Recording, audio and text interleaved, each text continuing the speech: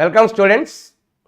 For today's live session, I am going to explain the model problems relates to dual nature of radiation matter, atoms, nuclei and semiconductor devices. So, the problems relates to all these chapters is included in this module. This is the last module of JEE Mains discussion overall the total syllabus. In first module, we discuss physical world, straight line motion, motion in a plane. In second module, there it is system of particles and rotatory motion. In third module, here we explain mechanical properties of fluids and solids. In fourth module, we explain waves and oscillations and also wave optics. In fifth module, here there it is electrostatics, that is electric charges, electric fields and almost all electrostatics, current, electricity. And in sixth module, electromagnetic induction, moving charges and magnetism. And seventh module, there it is thermal properties of matter and relates to heat and thermodynamics. And eighth one, optics and optical instruments. And last one, ninth module, here it is dual nature of radiation and matter and atoms and nuclei and semiconductor devices. Go through all these modules for best preparation of JEE Mains examination. Okay, now I am going to start first question of this module, last module. Right.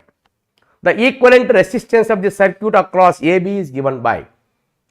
So, by keen observation of this circuit here, there are two diodes D1 and D2 are connected along with 2 ohm, 4 ohm and 8 ohm resistors. First you assume A has higher potential and B as lower potential of some certain value. Okay, so first D1 is in forward bias, D2 is in reverse bias. For potential at A more than potential at B. So D1 in forward bias, D2 in reverse bias. So what we want here, only we want equivalent resistance. So for VA greater than VB here, now I consider the circuit like this.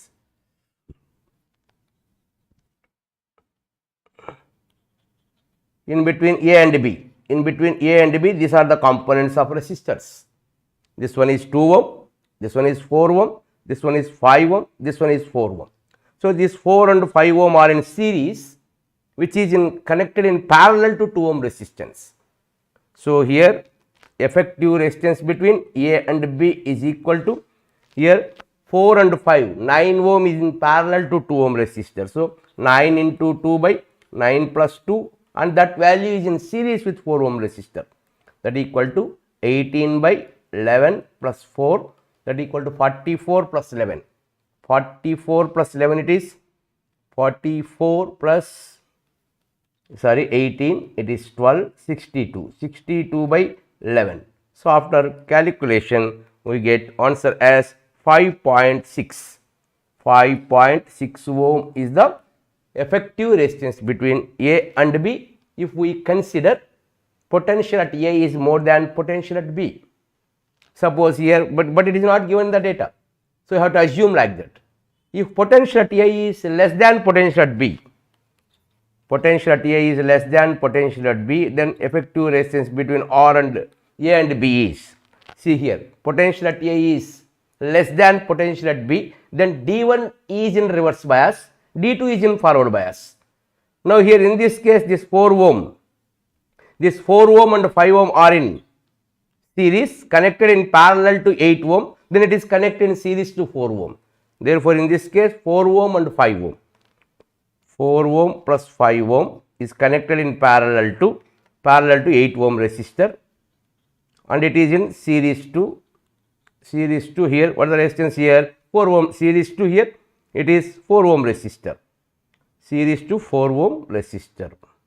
So therefore it is 9 parallel to 8 ohm resistor by 9 plus 8 plus 4 ohm resistor, 72 by 17 plus 4, that equal to 72 plus 68 by 17, that is 77 to 140 by 17. Approximately it is 8.2 ohms. 8.2 ohms. Finally, here the resistance between A and B may be either 5.6 ohm or it may be 8.2 ohm is the answer for question number 1. So, if potential is not given in the data, you have to assume here potential at A more than potential at B. For that condition, you calculate effective resistance between A and B, that's value is 5.6 ohm. By reversing the polarity in between A and B, then again you calculate effective resistance by neglecting this D1 in reverse bias condition. When D1 is in reverse bias, no current flows through that resistor. So, that resistor is not taken into consideration. In first case, 8 ohm resistor is not taken into consideration because this D2 is in reverse bias.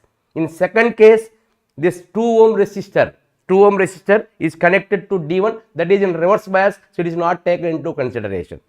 So, by considering like that, we calculate effective resistance between A and B. In first case, we got 5.6 ohm, in second case we got 8.2 ohm. So, effective resistance between A and B in this given following circuit is obtained as 5.6 ohm and 8.2 ohm resistances.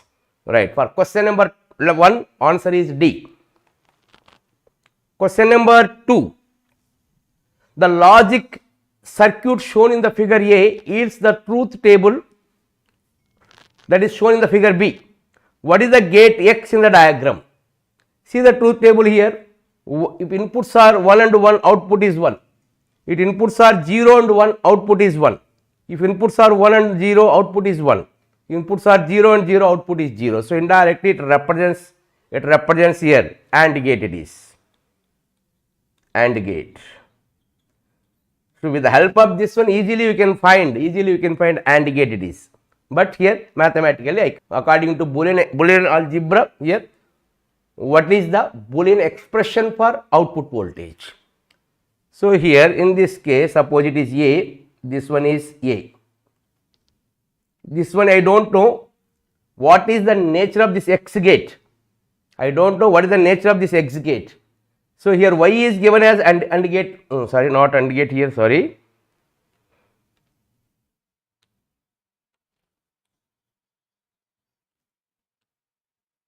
So, Y is given like this here 1, 1, 1, 1 and 0. So, here this is OR gate it is, Y is OR gate. So, therefore, Y is equal to A plus, I do not know the output of this X gate as X, that value is X. So, Y equal to A plus B, that is given as A plus X equal to A plus B. Now, I am going to calculate this X value because it is OR gate. So, output is Y equal to A plus B. But here what are the inputs A, and this input is supposed to be X for this OR gate. So, A plus X must be A plus B here. A plus X must be A plus B. Now, I am going to calculate what is the nature of the gate X. So, A plus X is equal to A plus B according to given data. So, A plus B into A plus A bar, So, here A plus A bar is 1. So, B into 1 is B. Note that B is written as B into A plus A bar according to our conveniency. Therefore, A plus B into A plus B into A bar. Okay. So, from this I taken A as common factor, 1 plus B plus B into A bar. But 1 plus B is 1. 1 plus B is equal to 1. Therefore, A plus B into A bar. So, it is compared with A plus X. In place of X it is there. Therefore, in place of X it is B into A bar. B into A bar is the Boolean expression for output of the gate X, that is X equal to B into A bar. See here. But what is X here? You are giving A naught, that is inverse of the input A, and directly B is given to X gate. So, for X gate here it is A bar and B are the inputs. What we got output here? See here, what we got output here? B into A bar. So, B into A bar is the output. So, from this B into A bar is the output. Inputs are A bar and B. Output is B into A bar, means indirectly product of the inputs, that indirectly represents, that is AND gate. This X is AND gate. X is AND gate. So, the answer is AND gate for this question. So, here input A is given to NOT gate, then its outputs will be A bar, and input is directly given to this OR gate, and another input B is given to X gate and output is supposed to be X. So, A and X are the inputs of OR gate, then Y should be Y. The output is supposed to be written as A plus X, but that A plus X is generally for OR gate. For OR gate, the sum of the inputs will be the output. So, sum of the inputs is here it is A plus B, that is A plus X, that A plus X is equal to A plus B I considered. In place of B, I have written, in place of B, B into 1. 1 can be written as A plus A bar. Therefore, A plus, by multiplying of this one with B, B into A plus B into A bar. So, from these two, A is taken as common factor, A into 1 plus B into A bar. But 1 plus B is written as 1. So, A plus B into A bar. So, A plus X equal to A plus B into A bar. So, by comparing this one with A plus X, in place of X it is there B into A bar. So, here by observation of this inputs given to X, for X input is A bar and here B, but output is obtained as B into A bar. So, indirectly the product of the inputs is the output. So, that represents AND gate. So, X represents AND gate of the AND gate according to given data. So, for question number 2, answer is B. Next question. Question number 3. The mass defect for the nucleus of helium is 0.0303 AMU. So, mass defect delta M is equal to 0.0303 AMU. Now, what is the binding energy per each nucleon? So, first we calculate binding energy. What is binding energy? Delta M into C square. What we want, binding energy per each nucleon can be obtained by dividing binding energy with its mass number. Therefore, it is delta M into C square by mass number. But when you know mass defect in AMU, then how you get energy? This energy can be obtained by multiplying with 931.5 million electron volt. Therefore, 0.0303 into 931 million electron volt divided by its mass number of helium. Helium is 2He4. So, mass number of helium is 4. So, by dividing this one, we get 7 million electron volt is the answer for question number 3. So, answer is B. Once again, when you know mass defect, multiplying with 931.5, then you get binding energy divided with mass number, that will give binding energy per each nucleon. Binding energy per each nucleon is obtained as 7 million electron volt is the answer for question number 3. So, very simple question it is. So, compulsory have to remember the average binding energy per each nucleon. For helium it is 7 million electron volt. Okay, right. Next question. Question number 4. It is one of the standard model question regarding Zener diode. A Zener diode is connected to a battery and is load a load as shown in the figure. The currents I, IZ and IL are respectively. So, what is Zener diode? Zener diode which function in reverse bias, and it is heavily doped PN junction diode and having sharp breakdown voltage. So, Zener diode is a heavily doped PN junction diode and have a sharp breakdown voltage and has to function in reverse bias. The specially made PN junction diode is called Zener diode. So, all of you, it is used as a voltage regulator. Whatever may be the fluctuations in the input voltage, the output voltage remains constant by using this Zener diode in that given circuit. So, due to that, here it acts as a voltage regulator.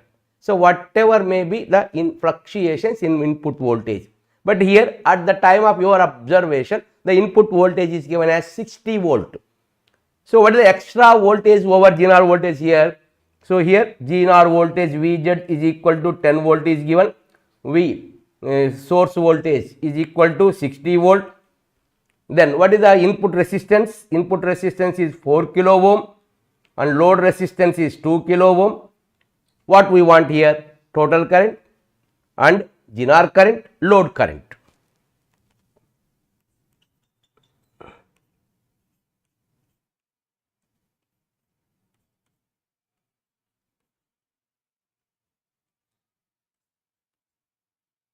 Is the load resistance.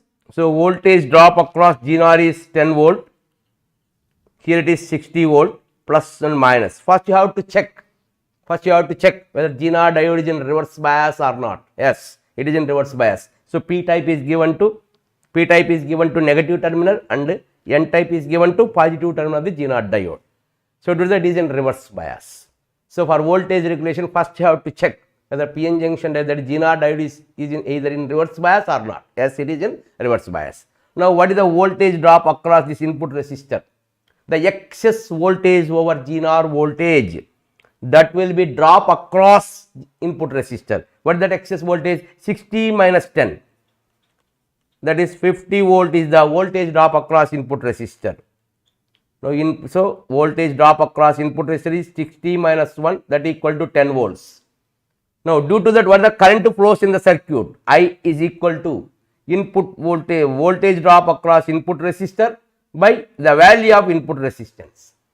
Voltage drop across this one is 50 volt divided by the input resistance value is, what is input resistance here? 4 kilo ohm. 4 into 10 cube, that is 12.5 milliampere is the current flows to the circuit. At this junction, it splits as Zener current IZ and it splits as load current through load resistor. So, always the output voltage is measured across load resistor. How you provide input voltage, how you give input voltage to the Zener diode? In the form of input resistor. So, to protect this Zener diode from high currents, high voltages, the resistance connected in series is called protective resistance or input resistance. So, the excess voltage over Zener voltage will be dropped, will be absorbed by this input resistor. So, due to that, here the current flows in the circuit I is 12.5 milliampere. Now, the remaining out of this one, some part of this 12.5 milliampere current is deviated through Zener and load current. So, to maintain output voltage V0, that equal to Zener voltage, that has 10 volts, here load current to be kept constant. So, what is load current here? Load current equal to output voltage by load resistance. Output voltage is always constant, that is equal to Zener voltage. Therefore, 10 by load resistor value is given as, what is the load resistor value? 2 kilo ohm. So, 2 into 10 cubed. Therefore, load current is 5 milliampere. Now, what is Zener current? According to Kirchhoff's law, at this point I equal to IZ plus IL. So, from this we want IZ. So, IZ is equal to I minus IL. I is 12.5 milliampere minus IL is 5 milliampere. So, from this we get 7.5 milliampere is the Zener current and 5 milliampere is the load current, and I is the input current is 12.5 milliampere. So, in the voltage regulation by a Zener diode, the excess voltage over Zener voltage was absorbed by input resistor and excess current over load current, was absorbed by. So, this load resistor will allow maximum value of current is called load current. So, excess current over this load current was absorbed by this Zener diode in the form of Zener current. So, we do not know the resistance of Zener diode, but here it absorbs this excess current over load current. So, after calculation we got this Zener current to maintain the output voltage, that is 10 volt remains as constant. Here the current absorbed by Zener diode is 7.5 milliampere and current through load is 5 milliampere and input current is 12.5 milliampere. So, answer is 12.5, 7.5 and 5 milliampere. See here IZ. What is IZ here? 7.5. So, answer is C for question number 4. 12.5 milliampere, 7.5 milliampere and 5 milliampere is the answer for question number 4. This is the one of the standard model question regarding Zener diode. So, compulsory students must know this methodology for calculation of Zener current, load current and the input voltage drop across input resistor, and for all these values compulsory have to keep all these points in mind, right. Important and standard model question, it is for JEE mains. Next question. Assume that the nuclear binding energy per each nucleon versus mass number is as shown in the figure. Use this plot to choose the correct choices given below. So, it is a graph plotted between, according to their observation, a graph is plotted between average binding energy per each nucleon to mass number of the respective elements. Suppose it is the observed graph. From this observed graph here, what we have to find? See the options here. First one, fusion of nuclei with mass numbers lying in the range of 1 to A and A less than 50. So, mass number lie in between 1 to 50 will release energy. Actually, for elements whose mass number lie in between 1 to 20 undergoes nuclear fusion and releases energy.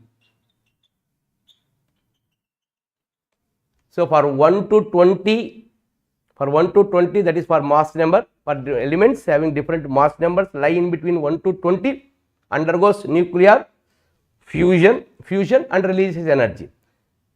Strictly speaking, these elements will undergo artificial transmutation.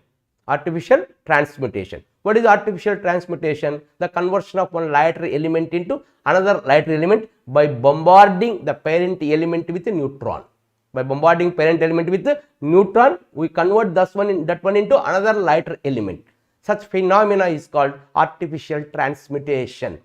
So, for mass number less than 20 elements, we can convert one element into another element, and also these elements undergoes nuclear fusion and releases some energy. Okay. Now, see the first statement here. Fusion of two nuclei with mass numbers lying in the range of 1 to 50 is given.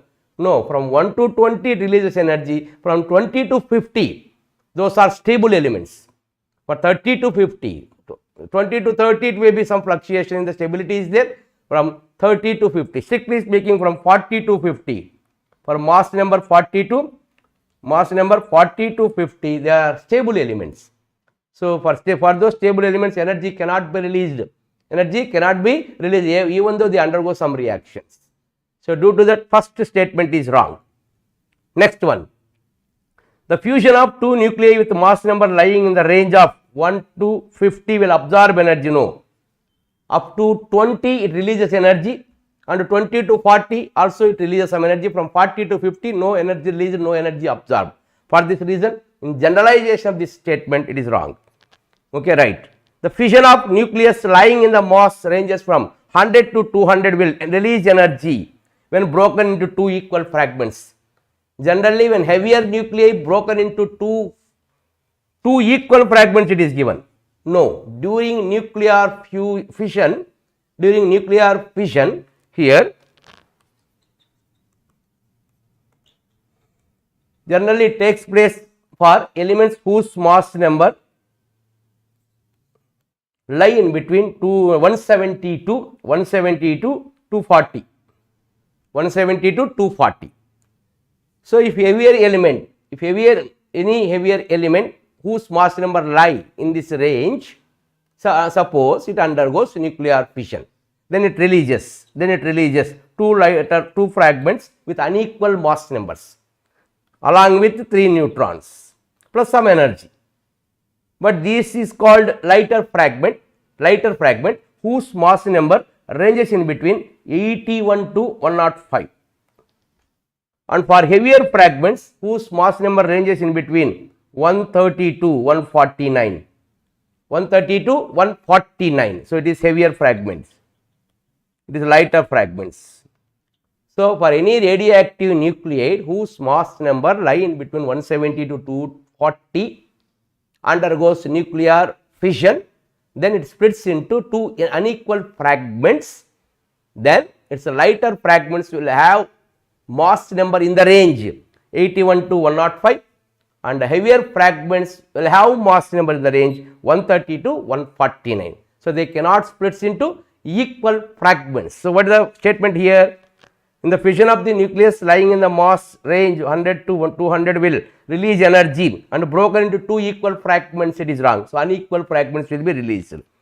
Next one, the fission of the nucleus lying in the mass ranges from 200 to 260 will release energy, yes. So, more than 240 sometimes. So, it is 200 to 260 release energy when broken into two equal fragments. There is a probability is there. If it is more than 200 to 260, there is a probability of getting two equal fragments. But it will be unequal fragments will be lie in between 170 to 240. But for mass number 200 to 260, then in this case there is a probability of equal fragments, just 49%, 51% or 48, 52, like that small margin of difference in their mass numbers is observed, but not largely like this in this case. So, equal means there it will be 49 and 51, like that we can observe. So, for this one the statement is D is correct. Statement is relatively and comparatively correct according to our standard point regarding nuclear fission when mass number lie in between 170 to 220 to 40. But here it is given 200 to 260 is very high elements, heavy elements having mass number lie in this range, easily undergoes fission, then there is a probability of having splitting into two equal fragments in the ratio 49:51, okay, like that, not exactly equal fragments, but when compared to relatively it is correct when compared to all the above statements. So, for question number here it is 5, answer is D. Answer is D for question number 5. So, most important theoretical question it is. Question number 6, Hallwatch and Leonard here. So, observes photoelectric effect. So, Hallwatch and Leonard conducted experiments on photoelectric effect. So, yes, Planck and Hedge, here it is. So, Planck and Hedge conducted experiments relates to the topic quantization of energy levels or klystron valve. So, he invented microwave related theories. So, it is Q. Nikola Tesla invented transformer. So, he explained the theory behind how the transformers are constructed, all the phenomena regarding transformers are explained by Nikola Tesla. So, P is the answer. So, out of all this A, B, C, D, S or Q, P. S or Q, P, C is the answer for question number 6. So, simply have to remember such type of questions will not be given, but you have to remember the name of the scientist like this. So, for valve, klystron valve, here he conducted experiments relates to microwaves.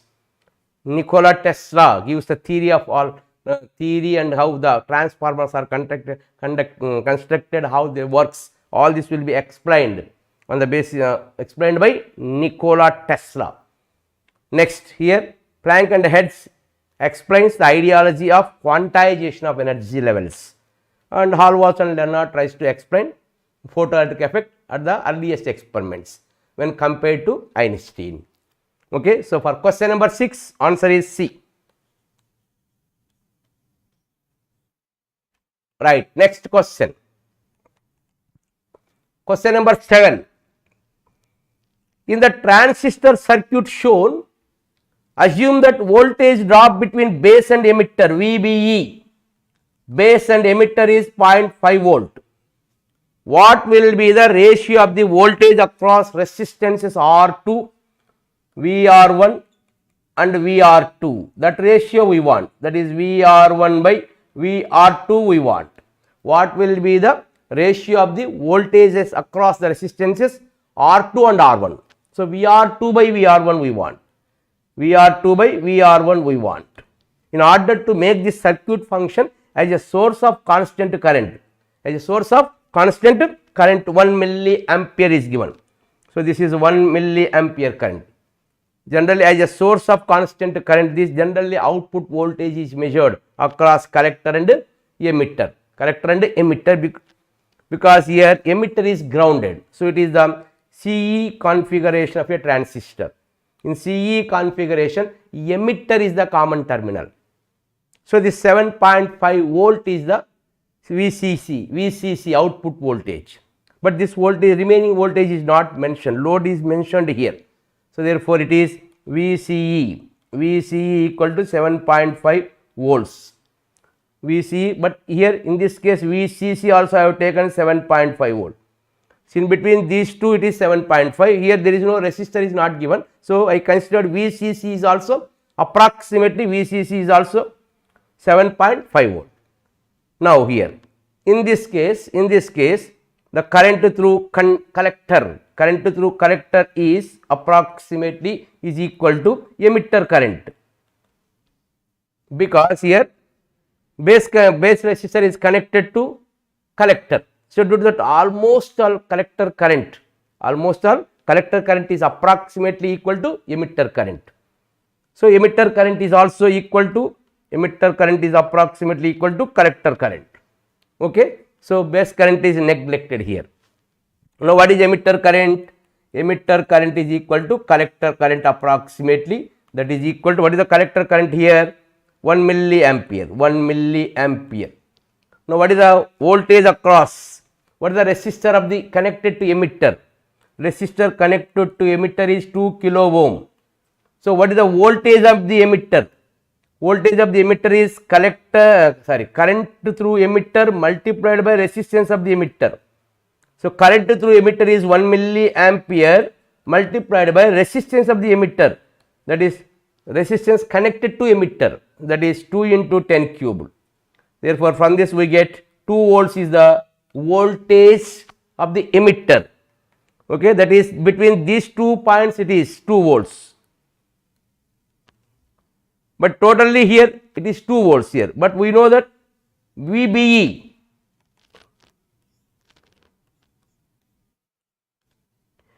here VBE is given as here it is 0.5 volt. This voltage is given as 2 volt. This voltage is given as 2 volt. So, here the voltage across resistance connected to emitter is 2 volt and base emitter voltage is given as 0.5 volt. So, what is the voltage here in between base to ground? Base to ground is 2 plus 0.5, 2.5 volt is the voltage between base to ground. Voltage across resistance connected to emitter is 2 volt. Voltage in between base and emitter is 2.5. So, voltage between base and ground is 2.5 volt. Total this voltage is given as 7.5 volt.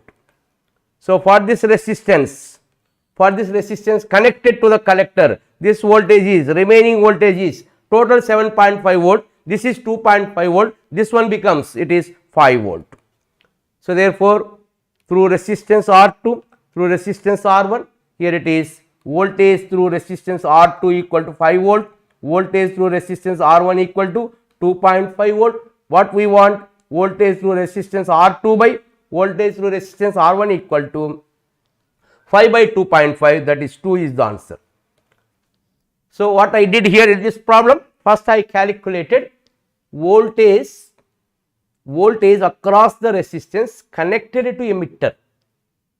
So, in the data collector current is given, so and base is given to collector. So, due to that almost all the most of the emitter current is equals to collector current, that I have taken. So, when I know current flows through emitter and its resistance is known, then voltage across the resistor connected to emitter is 2 volt. But voltage in between base to emitter is 0.5 volt. Voltage in between emitter to ground through this resistor is 2 volt. So, in between base and ground the voltage is 2.5 volt. In between collector and base, here total here voltage is given as 7.5 volt. So, out of this 7.5 volt it is 2.5 volt. So, the voltage drop across the resistor connected in between base to collector. Base to collector is 5 volt. So, voltage drop across resistor R2 is 5 volt and voltage drop across resistance R1 is 2.5 volt. we want the ratio, that is voltage drop across resistor R2 by voltage drop across resistor R1, that is equal to 2 is the answer for this question. So, answer is 2. So, for question number 7, answer is 2. It is one of the another standard model question regarding transistor. Okay, right. Go through this question, important and standard model it is. Question number 8. Characteristic X-rays have only discrete wavelengths which are characteristics of the target. Have all possible wavelengths, all characteristic of the speed of the projectile electrons. No, not projectile electrons, that is target electrons it is. The X-rays are due to the bombardment of the fastly moving electron with the target atoms. So, due to that some electrons may scattered, but some electron may penetrate into the K, L and M shells of the respective target atoms. Due to that, it releases X radiation of K alpha, K beta and K gamma lines. So, depending upon the nature of the target material, only it releases K alpha, K beta, K gamma lines. So, K alpha, K beta, K gamma lines represents the nature of the material used in the target. So, due to that, characteristic X-rays are having only discrete wavelengths which are the characteristic of the target. So, that is the answer. So, that characteristic X-ray spectrum having sharp peaks like this,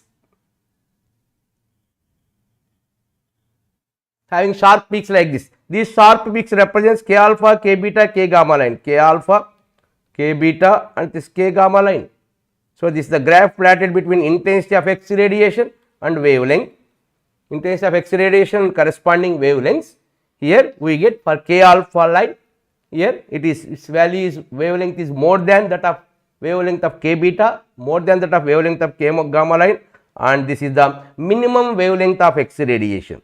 That minimum wavelength of X radiation is always is equal to 12,400 by operating voltage of X-ray tube, and we get answer in angstrom.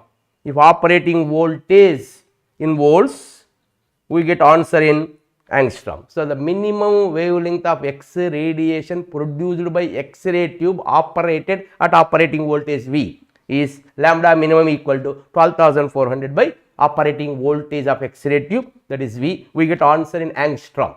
Okay. So, indirectly the only discrete wavelengths which are the characteristics of the target material, these sharp peaks of this intensity wavelength graph represents the nature of the material present in the target. So, due to that, here characteristic X-rays have only discrete wavelengths. These are the discrete wavelengths, not continuous wavelengths. These are the discrete wavelengths which represents the characteristic of the target material. So, due to that, for question number 8, answer is A. Question number 9. In the circuit shown, the current through the ideal diode is. So, by keen observation of this circuit, 2 volt is the applied voltage, 80 ohm and 20 ohm are the resistors, and diode is connected across 20 ohm resistor. So, here diode is directly given to 2 volt, that is positive terminal. So, this P type is given to higher potential and N type of the given diode is given to lower potential. So, due to that, diode is in forward bias. When diode is in forward bias, if its resistance is not mentioned in the data, then we have to consider that diode as an ideal diode. For ideal diode, its resistance is taken as 0. So, when its resistance is taken as 0, simply you have to consider this one as just a connection like this. So, therefore, it is 80 ohm, this is 20 ohm. So, it is 2 volt. What we want here? Current flows to the diode, this is the current. So, at this junction, let I be the current drawn from this source. At this junction, here, at this junction, there is 20 ohm resistor and free path is there. Current always prefers to travel through free path than the path during having some resistance. So, this current flows through free path and finally reaches this negative terminal. So, it was shorted, 20 ohm is shorted. Therefore, current flows through this diode is equal to voltage applied by resistance. Voltage is 2 by resistance is 80. That is 1 by 40 ampere. 1 by 40 ampere means here 25 milliamperes. 25 milliampere is the answer for question number 9. So, if the resistance of the diode is given, then only you have to consider either parallel or series connection. But here if it is not given in the data, you have to assume that diode is an ideal diode. So, for ideal diode it offers 0 resistance in forward bias. So, we consider simply it has to allow current through the circuit, current through it. Okay, so, we consider this one as simple connection to allow for conduction. For conduction only it is connected. So, to allow current drawn from the source only it is useful. So, therefore, current flows through this diode is nothing but current flows through the free path here. So, this at this junction current prefers to travel through free path than the resistive oriented path. So, due to that here current flows through this diode is nothing but voltage applied by resistance of the given circuit, that is 2 by 80, that is 40 ampere, that is 25 milliampere is the answer for question number 9. Right. Question number 10. The correct relation between angle of diffraction and glazing angle theta in Davison-Germer experiment. Davison-Germer experiment. So, in Davison-Germer experiment here, when fast moving electrons incidents on nickel crystal, then some electrons from the crystal was scattered. These electrons when strikes the nickel crystal, they scatters at different angles. So, when they scattered at different angles in different direction of scattering of the scattered electrons, they have different intensities. Suppose we consider one of the electron which is scattered in this direction. This is called angle of scattering. Angle of scattering is pi. This is scattered electron. Scattered electron when it incidents normally onto the nickel crystal. Okay. So, at this point of incidence here we consider diffraction planes like this. These are the diffraction planes that we have to imagine inside of the crystal. The distance between two successive diffraction planes is nothing but here it is d. This is d. Then this is called angle of, this is called Bragg's angle theta. This is called Bragg's angle theta. When it is theta, here also it is theta according to geometry. So, according to geometry. So, now in this case the angle of scattering is pi, the Bragg's angle is theta, Bragg's angle is theta, d is the interatomic spacing between diffraction planes, then here it is 180 degree is equal to 2 theta plus pi. So, from this 2 theta equal to 180 degree minus pi. So, theta equal to 180 degree minus pi by 2 is the Bragg's angle. Bragg's angle. Bragg's angle. This Bragg's angle is nearly 50 degree for nickel crystal when it is operated at 50 volts. Operated to 50 volts. So, when nickel crystal is operated at 50 volts, at that voltage the angle of scattering of the electron from the surface of the nickel crystal is 50 degree. Nickel crystal is 50 degree. So, if this pi is equal to 50 degree, then this theta is equal to 65 degree after calculation, because theta equal to 180 minus pi by 2, 180 minus 50 by 2, 130 by 2, that is 65 degree. So, Bragg's angle is 65 degree for nickel crystal if electron is accelerated through a potential. If electron is accelerated through a potential 54 volt, accelerated through a potential it is 54, not 50 volt, 54 volt, 54 volt, then only the angle of scattering of that electron is 50 degree. So, at that time the de Broglie wavelength of electron, it is 1.67 angstrom. experimentally it was verified that de Broglie wavelength of electron as 1.67 angstrom. So, it supports de Broglie hypothesis. So, Davis and German experiment supports de Broglie hypothesis with experimental results. So, what is that experimental result here?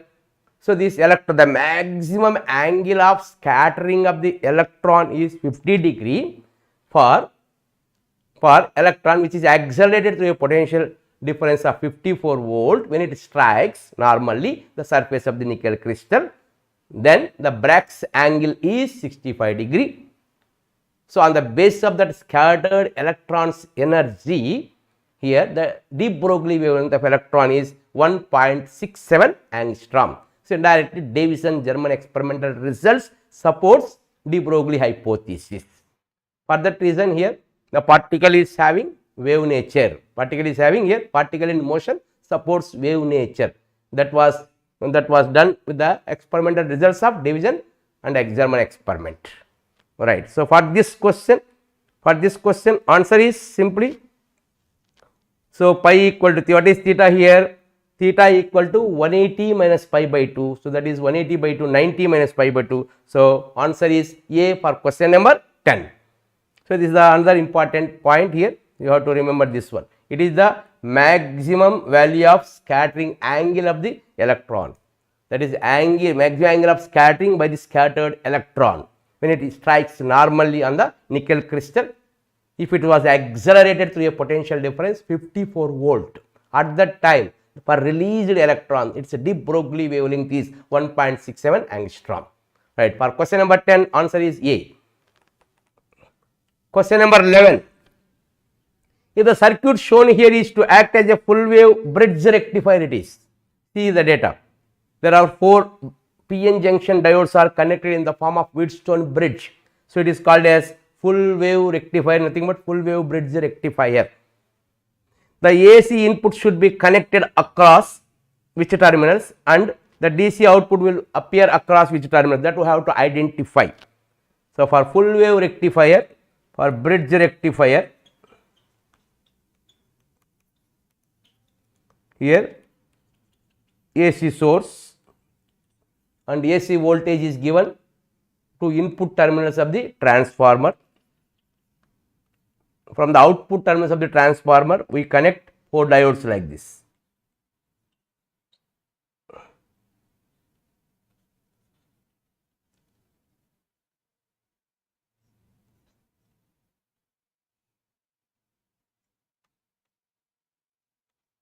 Like this.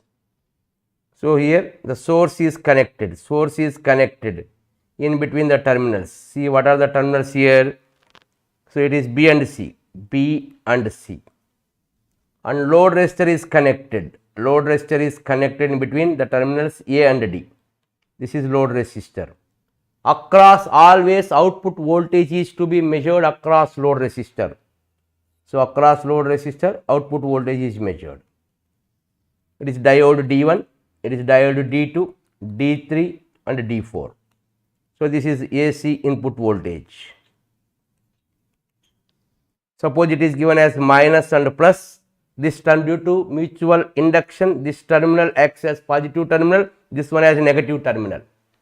So, in the first half wave time 0 to t by 2, in the first half wave time of the input signal, diode D1 and D3 are in forward bias. D1 and D3 are in forward bias. For second half wave time t by 2 to t, then diode D2 and D4 are in forward bias. So, due to the total input signal will be rectified. Total input signal will be rectified like this. Okay, for input signal it will be rectified. It is DC voltage along with time. So, for first half wave time here D1 diode is in forward bias, D3 also in forward bias. See here, in first half wave time current flows through D1. At this junction D2 is in reverse bias. So, current flows through resistance. At this junction D3 is in forward bias. So, current flows through D3, then it flows through like this.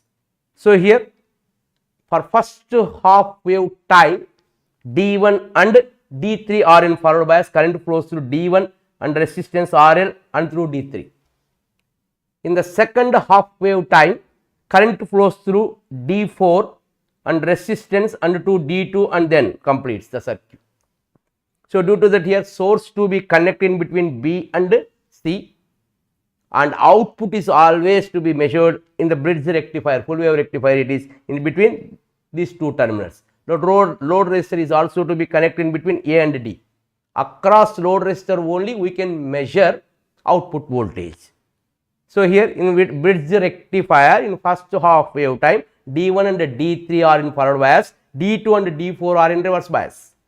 In the next half wave time, here D4 and D2 are in forward bias and D1 and D3 are in reverse bias. Due to that, both positive and negative peaks of the input AC signal was rectified. So, its frequency of the input signal is supposed to be N, then frequency of the output DC signal is 2N. Output DC signal is 2N. So, here suppose here we have to apply all this concept by considering number of turns in the primary coil is as same as that of number of turns in secondary coil. Suppose in the question number of turns in the secondary coil is more than number of turns in primary coil, then at that time this equation is not applicable. This value, the output DC voltage is not same. So, by increasing number of turns in the secondary coil, the output DC voltage peak value, the output DC voltage peak value will increase, will change, will increase. So, it will not be same for same 1:1 terminals ratio, 1:2 terminals ratio, 1:3 terminals ratio. So, if this ratio increases, this peak value of DC voltage will increase. Okay, that remember that point. Okay, right.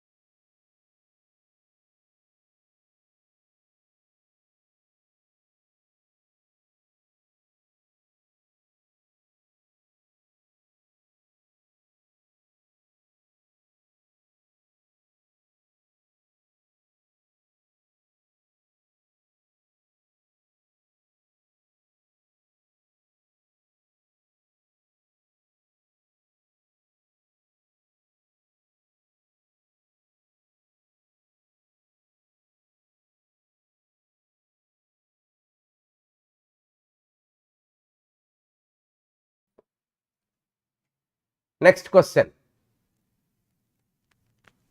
A particle of mass m at rest decays into two particles of masses m1 and m2 having non-zero velocities.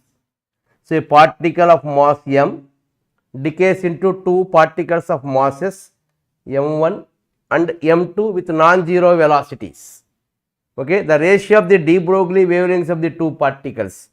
So, here in this case this is m1, the remainder is m2.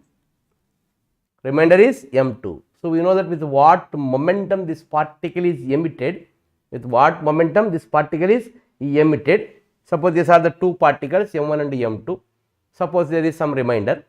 So, with what momentum this first particle is emitted, second particle must emit with same momentum, because according to law of conservation of linear momentum, it is 0. Before emission momentum is 0, P1 bar plus P2 bar. Therefore, it is P1 bar is equal to minus P2 bar. The magnitude of the momentum of the first one must be equal to magnitude of the momentum of the second one. So, both emits with the same momentum, but depending upon their masses, they will have different velocities, non-zero velocities. But what we want, de Broglie wavelength. What is the de Broglie wavelength? H by momentum. If momentum is same, so de Broglie wavelengths are same.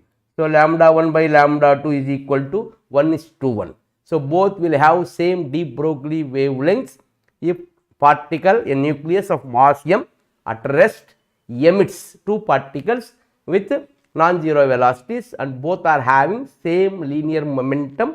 So, the ratio of the de Broglie wavelengths is in the ratio in the order of 1:1. So, for question number 12, answer is C, 1:1.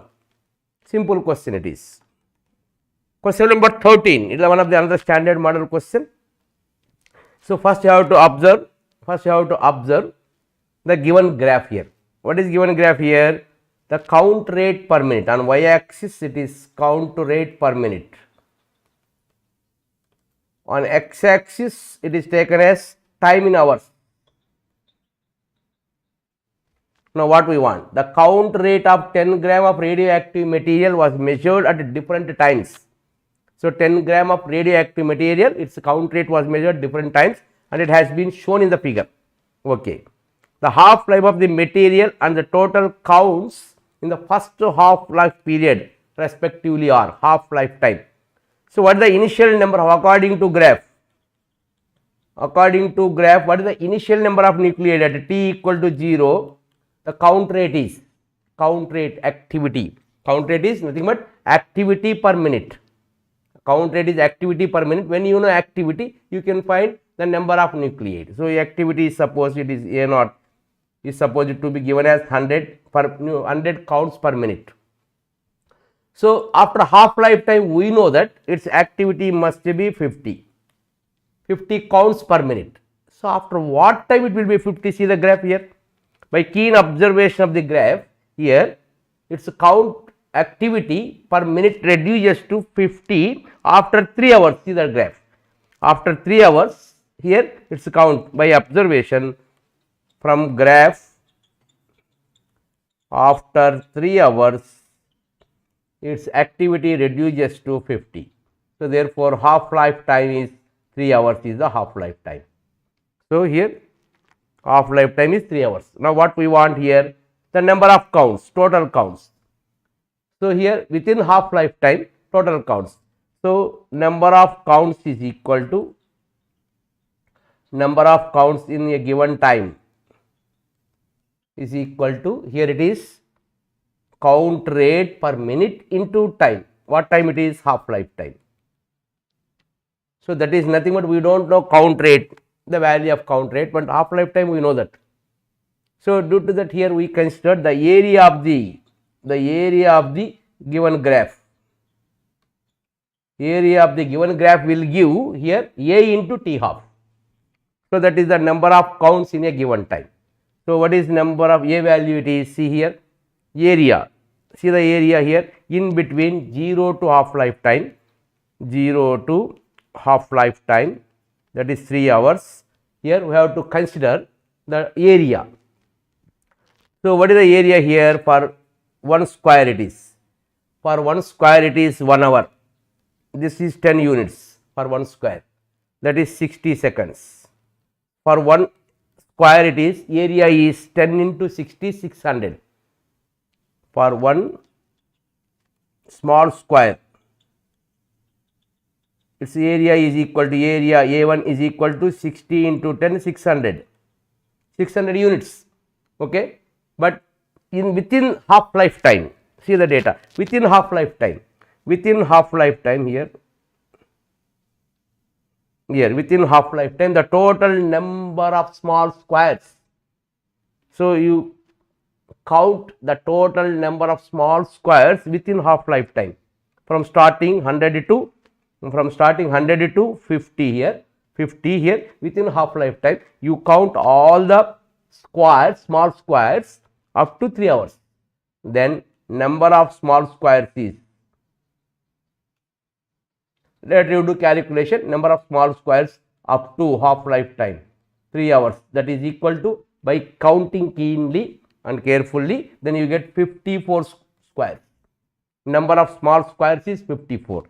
So but for one square here the number of counts is 600. So therefore total area 600 into 24, that is 14400 is the number of counts in the given time, that is in given half lifetime.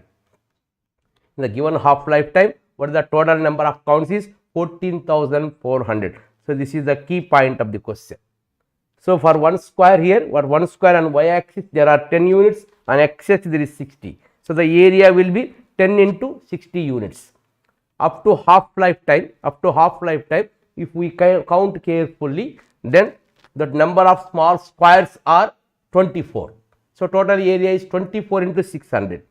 So that will give 14,400 are the number of counts, that is number of counts per second. Number of counts per second is 14,400 is the answer. So for question number 13, most important modalities, but here keen, to count carefully between this 100 to this 3 hours, the total number of small squares are 24 is there.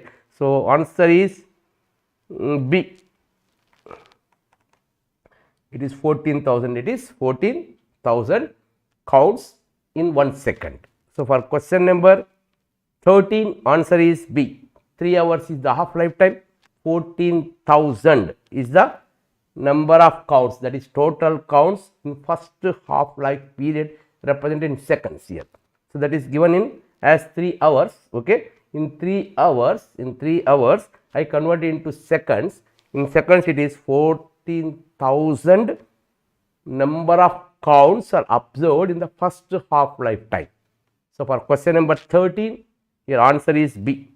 So here the basic and the key point of this question is you have to count number of squares formed within the first half lifetime. This is the within this limit, within this time 3 hours, you have to count how many number of squares are there.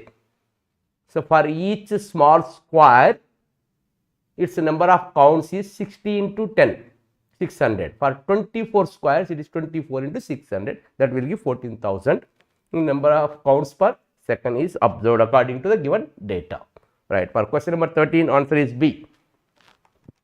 Question number 14. In the following given circuit of PN junction diodes D1, D2 and D3 are ideal, then current flows to the circuit. So according to given data here, D1, D2 and D3, by keen observation, D2 is in reverse bias, D2 is in reverse bias, D3 is in forward bias, and D1 is also in forward bias. So what we want here, current flows to the circuit here, current flows through the circuit. So D1 and D3 are in forward bias. So here it is D2 is in reverse bias. So no current flows through a resistance R. Now current flows through this one here. So here this is R connected in series here. So at this junction we know that current prefers to travel through free path than through the resistive path. So at this junction, instead of flowing through this path here, it flows only this free path, because If the resistance of the diode is not given in the data, we have to assume this diode as an ideal diode. For ideal diode in forward bias, it acts as a connecting wire. So, due to that, current flows through this path only. So, finally, the current flows through there. So, only current flows through D3 and R. So, therefore, current flows through this one is equal to applied voltage is E by effective resistance is only R. So, current flows to the circuit is E by R is the answer for this question. So, answer is A. So, another standard model question, logic question it is. So, here even though these two diodes are in forward bias, here first diode is connected with some resistance. So, at this junction current prefers to travel through free path instead of resistive path. So, due to that we consider only this circuit relates to diode D3. Then current flows through this diode D3 and connected to this cell of EMF E is I equal to E by R is the answer for question number 14. Next question. A photo detector is made from semiconductor in gallium arsenic with energy gap as 0.73 electron volt. What is the maximum wavelength which can detect? So, for energy gap, when it is energy gap is given in a photo detector, that is Eg is equal to 0.73 electron volt, then how you calculate the maximum wavelength that we can detect? That maximum wavelength that we can detect is 12,420 by here energy gap. Then only you get wavelength in angstroms if this energy gap is in electron volt. So, therefore, it is 12,420 by energy gap in electron volt as 0.73.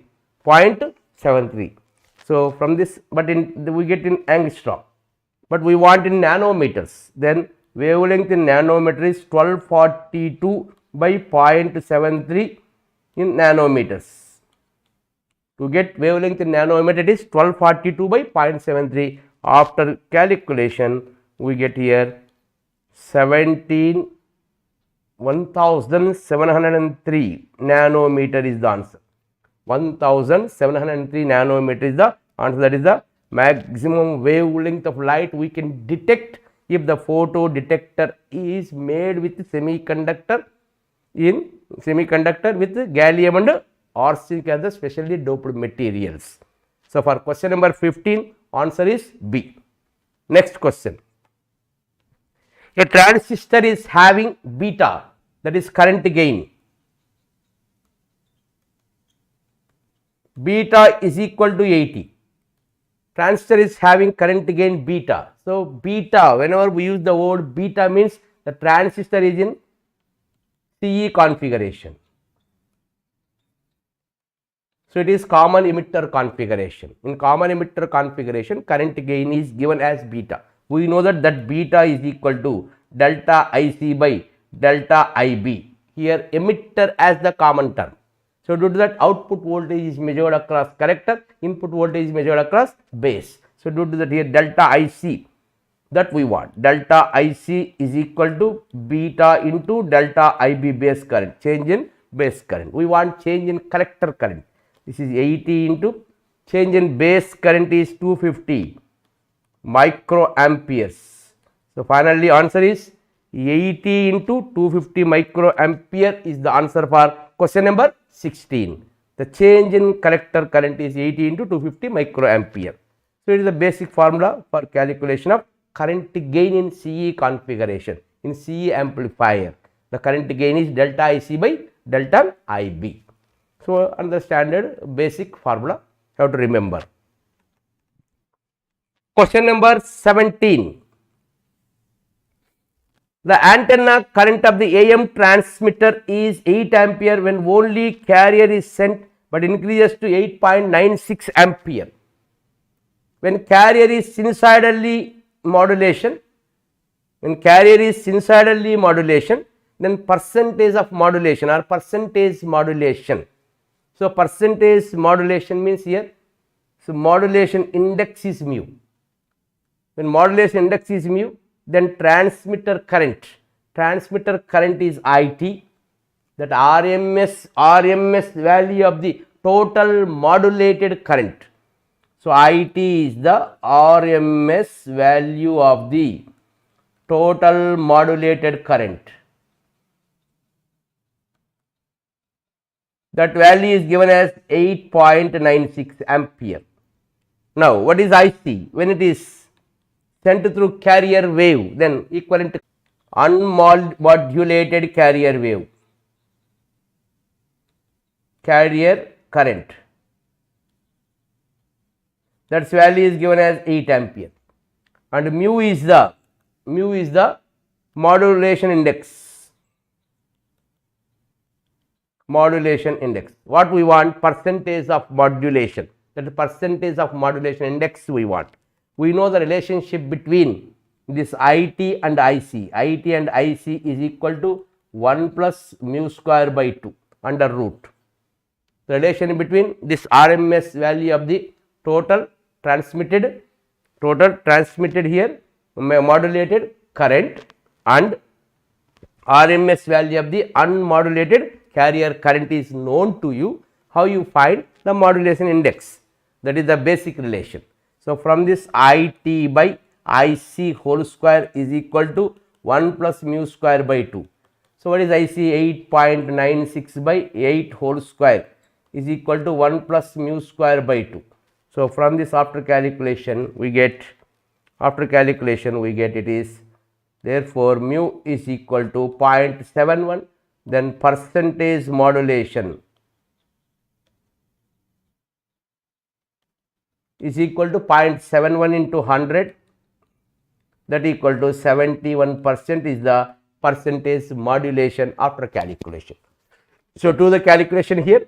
So, when you know the values of IT and IC, from that we can calculate modulation index as after calculation it is 0.71. The percentage modulation is nothing but percentage of modulation index, that is 71% is the answer for this question. So, answer is D for question number 17. Question number 18. In a photocell dichromatic light of wavelengths are incident, that is here also it is angstrom. In a photocell, a dichromatic light of wavelengths 2475 angstrom and 6000 angstrom are incident on the cathode whose work function is 4.8 electron volt.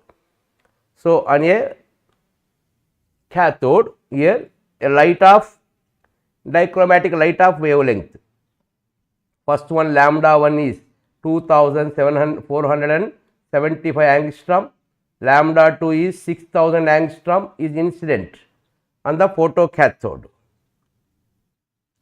Now, here in this case work function is given as, work function of this cathode is given as 4.8 electron volt. First, we have to check for which wavelength photoelectrons are released. So, for first one here it is, for first one here, what is the energy of this first one? E1 equal to 12,400 by 2475 angstroms. Then we get in electron volt. Its value is, so 5 times approximately 5.02 electron volt. Do the calculation here. And for second one, the energy of the photon incidence on the cathode is E2 equal to 12,400 by 6,000 angstroms, that is electron volts. So, we get E2 values, it is 2 point something, it is 07 electron volt. So, what is the work function here? 4.8 electron volt is the work function. So, a photon of energy more than work function only releases photoelectron. That photoelectron enters into a magnetic field according to given data. That magnetic field is kept parallel to the cathode. So, indirectly always this electrons ejects normal to the surface of the cathode. So, this is the cathode. When light incidents like this, this electrons ejects normal. So, magnetic field is in this direction. So, therefore, these electrons moves along circular path. So, when electrons enters normal to the direction of the magnetic field, here it is, then the electrons moves on circular path of radius r. But we know that radius of the path of the charged particle in the magnetic field when it enters normally into it is R equal to mv by bq. So, m is the mass of the electron, v is the velocity by b into charge of the electron. But from this calculation, here we have to consider the kinetic energy. So, what is the hc by lambda 1 is equal to w plus kinetic energy half mv square, So, from this here half mv square is equal to hc by lambda 1 minus w. hc by lambda 1 is 5.02 minus 4.8 electron volt.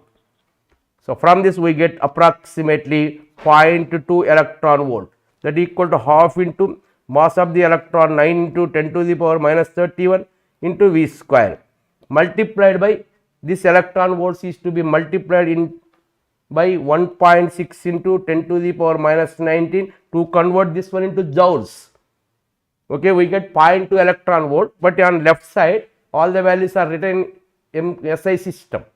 So, this electron volt is to be converted into joules. So, from this we calculated the velocity of the ejected photoelectron as its value as 2.67 into 10 to the power 5 meter per second.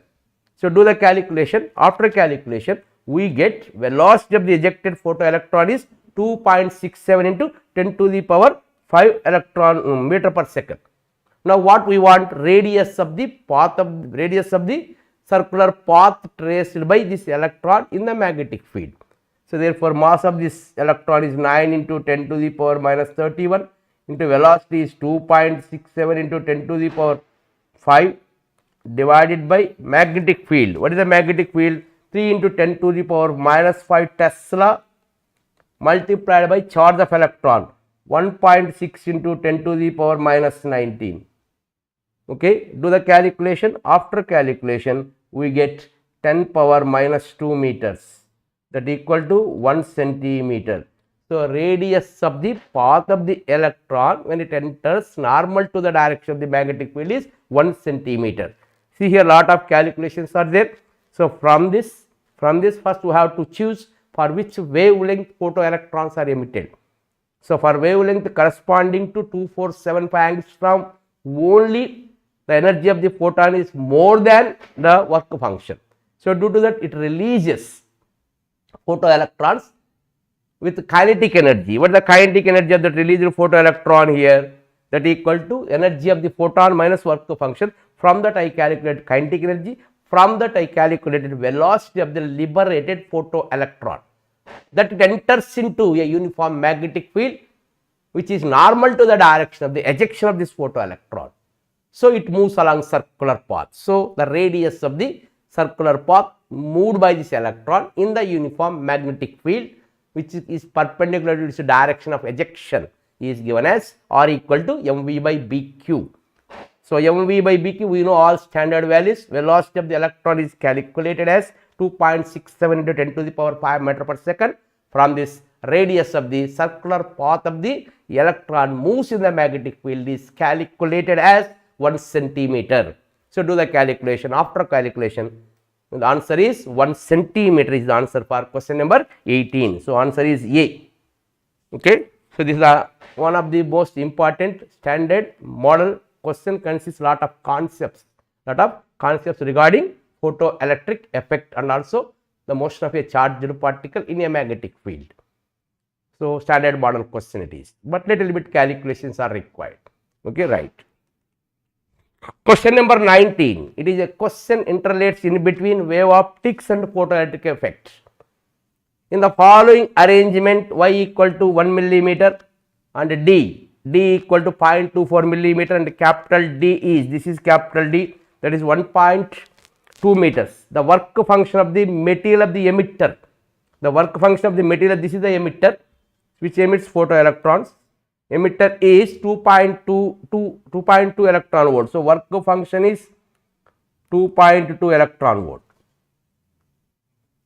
Now, what we want? The stopping potential needed to stop the photoelectron. This is the stopping potential needed to stop the photoelectron.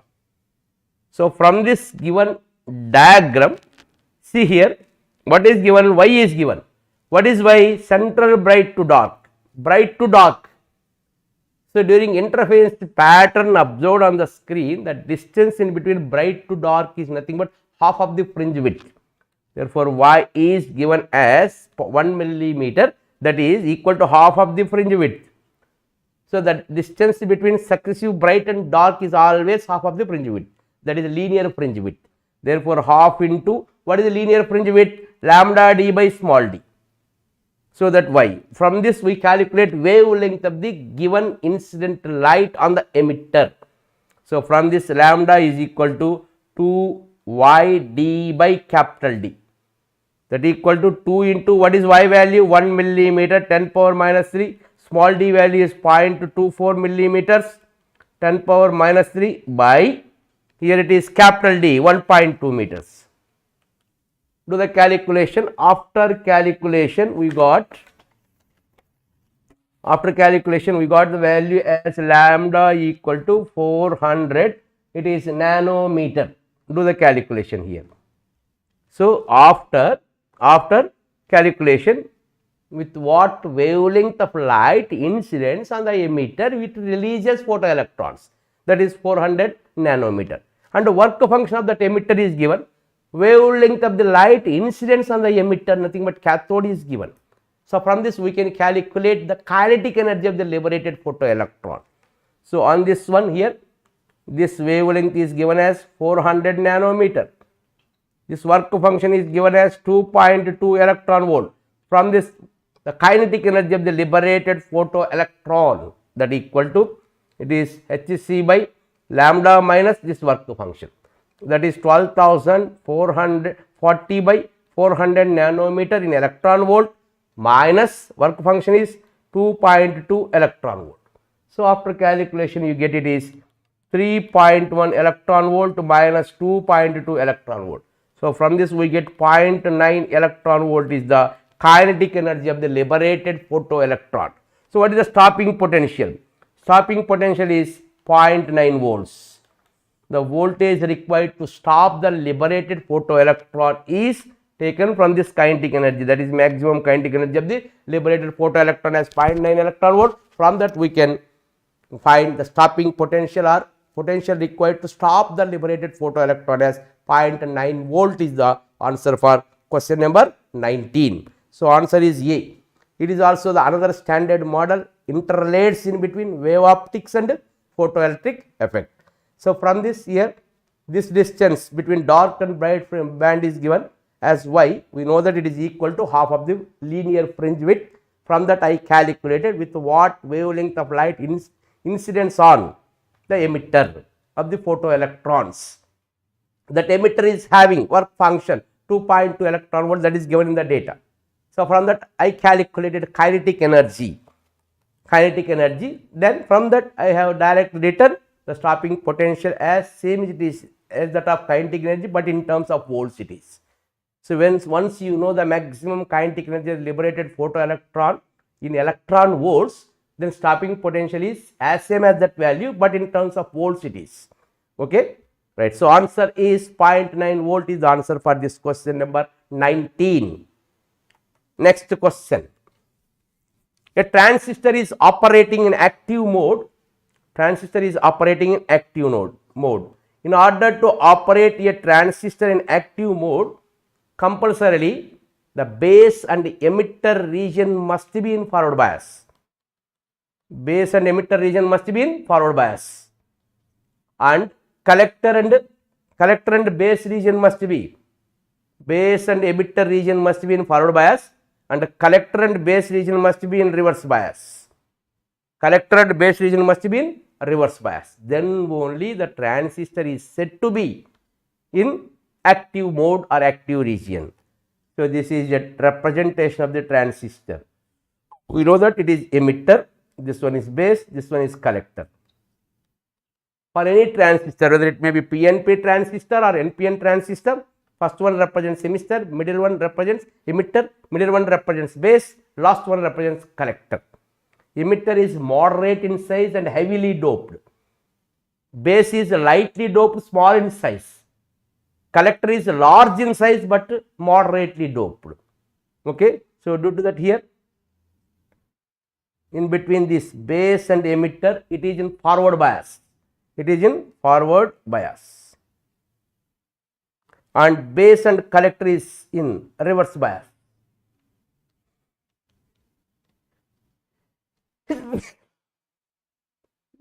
Then only transistor is said to be in active mode. Okay. So, in this one, for emitter base junction and base collector junctions are there. According to given data, the barrier potential of between base and collector is given as V2. The barrier potential in between emitter and base is given as V1. And the thickness of this one is, what are the thicknesses here? What are the thickness B1 and B2? This B2, this thickness is given as B1. Already told, this emitter is heavily doped. So, in order to inject all these major charge carriers in the emitter region with highly doped mode, to inject into base region, so lot of work is to be required by this battery. So, due to that, the thickness of this layer decreases. At the same time, this barrier potential is more when compared to the barrier potential of V2. So, once electrons or major charge carriers injected from emitter to base region with forward biasing of the base emitter junction, then some of these charge carriers are neutralized by the opposite charge carriers present in the base region. So, due to that, less voltage is required, less potential difference. So, less energy is required by the external battery to inject these electrons or charge carriers, holes into collector region, depending upon the nature of the PNP or NPN transistor. So, due to that here, this V2 value is less than. So, V2 value is less than V1. So, if V1 is more than V2, then here B1 is less than B2, because for injection of this charge carriers from emitter to base, the thickness of this emitter base junction layer decreases. So, now what is the answer? If V1 is more than V2, then B1 is less than B2 is the answer for this question. So, for active mode of transistor, compulsorily emitter base junction is to be in forward bias and base collector junction is to be in reverse bias. So, for this question, most important question it is, also another critical important question it is for question number 20. So, answer is C. V1 is more than V2, B1 is less than B2 for active mode of the transistor. Question number 21. A point source of light is placed at a depth h 0.5 meter below the surface of the liquid. Then the fraction of the light energy that escapes directly from the liquid surface is. So, light is kept at a depth 0.5 meter. A point source is kept at a distance 0.5 meter from the liquid of refractive index mu is equal to 4/5. When light from this source supposed to meet at this interface of air and liquid medium, that is water here. Is there any other medium? Here it is below the surface of any liquid, it is not water, liquid, whose refractive index is 4/5 or 5/4 here. See here 5/4 is given.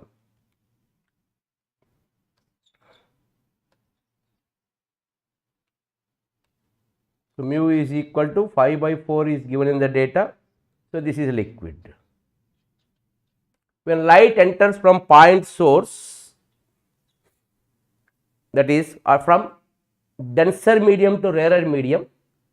So, at this one particular angle, that is what called as critical angle, here it grazes along the interface between liquid and air medium. On other side also it grazes along the interface between liquid and air medium.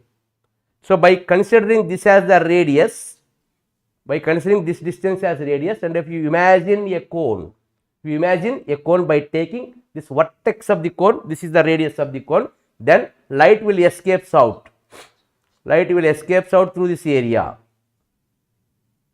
So, here actually this point source will emit light through this area, total area, We know that all the surface area of this imagined sphere by taking this one as radius. By keeping point source at center, then the area is here 4 pi r square it is. 4 pi capital R square it is. Okay. Now, in this case here, the light escapes through this area. Light escapes through this area that we want. So, what is the intensity of the light escape through this one? I equal to power of the source into area. So, initially it is power of the source is supposed to be P into what is the area here? It is 4 pi into, instead of capital R, I write small r, capital R square. Okay. Now, what is the intensity of the light escapes through this area? I dash equal to P into A dash. P into A dash. So, how you write P into A dash? It is that equal to P into what is A dash here? The area of this cone, when you know semi-vertex angle is known to you, when you know semi-vertex angle theta, the area of the cone is, it is theta, then this is radius r. Then the area of this cone is the area of this surface, at which light escapes to that area is suppose A dash, that is given as 2 pi r square into 1 minus cos theta c. So, here it is, the area is equal to 2 pi r square into 1 minus cos of this theta value. Here theta is called as semi-vertex angle of the cone imagined by considering the source of light at center. Okay. So, light will escape through this area. That area in terms of semi-vertex angle theta I have written like this. So, this is the another important formula I have to remember. So, this come across in solid angle concept in electrostatics in the explanation of Gauss law. Okay. Therefore, it is P equal to 2 pi r square into 1 minus cos theta. But we know light grazes along liquid and air surface, then this angle must be equal to critical angle. So, from this mu equal to 1 by sin c. So, sin c equal to 1 by mu. 1 by mu is 1 by 5 by 4, it is 4 by 5. So, compulsory theta value will be theta c is equal to, that must be 4 by 5. 3 by 5 is sin 37. 4 by 5 is 53 degree. This critical angle is 53 degree.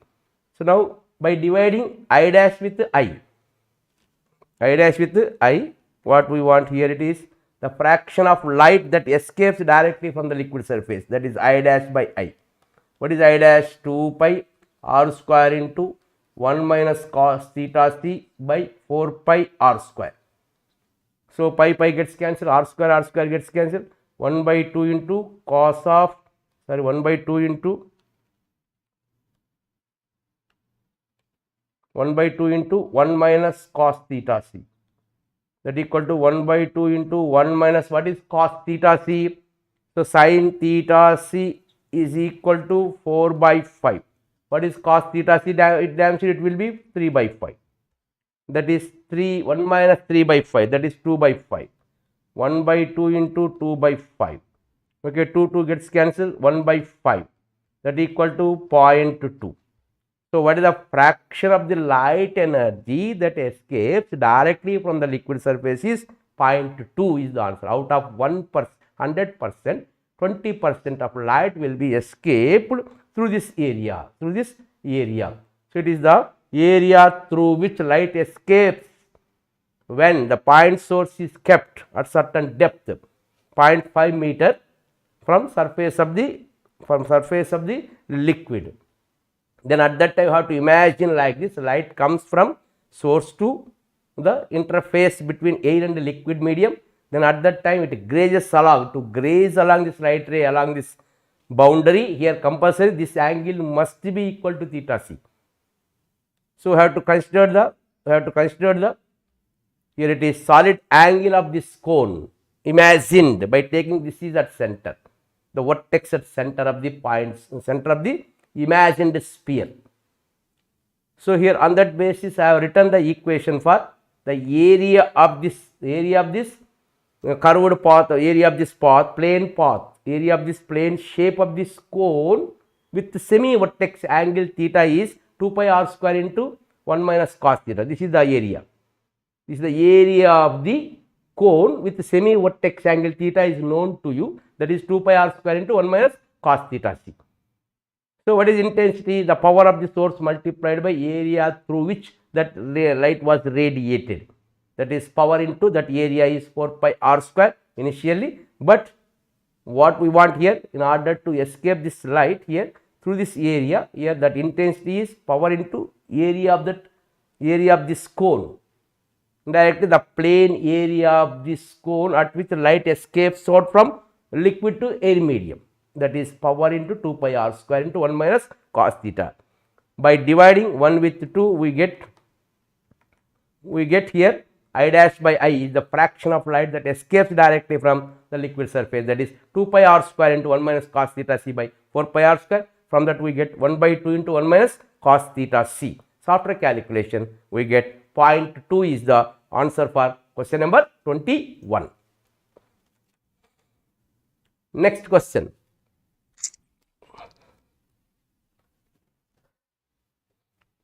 Question number 22.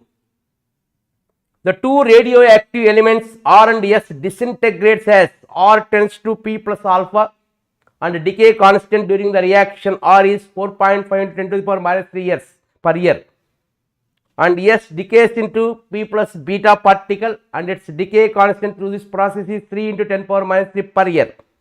Starting with the number of atoms of R and S in the ratio is, so N01 by N02 in the ratio 2:1.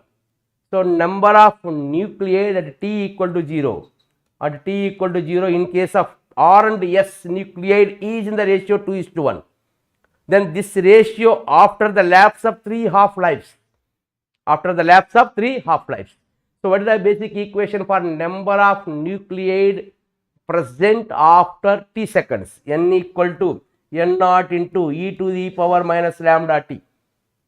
So, for first nucleide it is N1 is equal to N01 into e to the power minus lambda 1 into t. For second nucleide R, it is for S, the number of nucleide after T seconds is N2 is equal to N02 into e to the power minus lambda 2 into t. But we want this ratio, N1 by N2 ratio. N1 by N2 is equal to, but N01 by N02 is 2:1. 2:1 into e to the power minus of lambda 1 into t minus lambda 2 into t. E to the power N01 by N02 is 2 by 1 into e to the power minus lambda 1 into t minus of minus plus it is. So, it is from this it is minus is taken as common factor, that is minus of lambda 1 into t minus lambda 2. So, 2 into e to the power minus of lambda 1. So, lambda 1 into what is t here? Lambda 1 minus lambda 2 into t is taken as common factor, but it is t is given as 3 half-lives. Therefore, 2 into e to the power minus lambda 1 minus lambda 2 into 3 half-lives, that is 3 into half-life. What is half-life? Log 2 by 3 half-lives of what here? 3 half-lives of R it is given. 3 half-lives of R is given. So, T equal to 3 half-life times of R value. Therefore, it is by lambda 1. So, that is half-life time of R is ln 2 by lambda 1 into 3. By dividing with lambda 1, 2 into e to the power of minus 3 ln 2 into 1 minus lambda 2 by lambda 1. But what are the values of lambda 2 by lambda 1?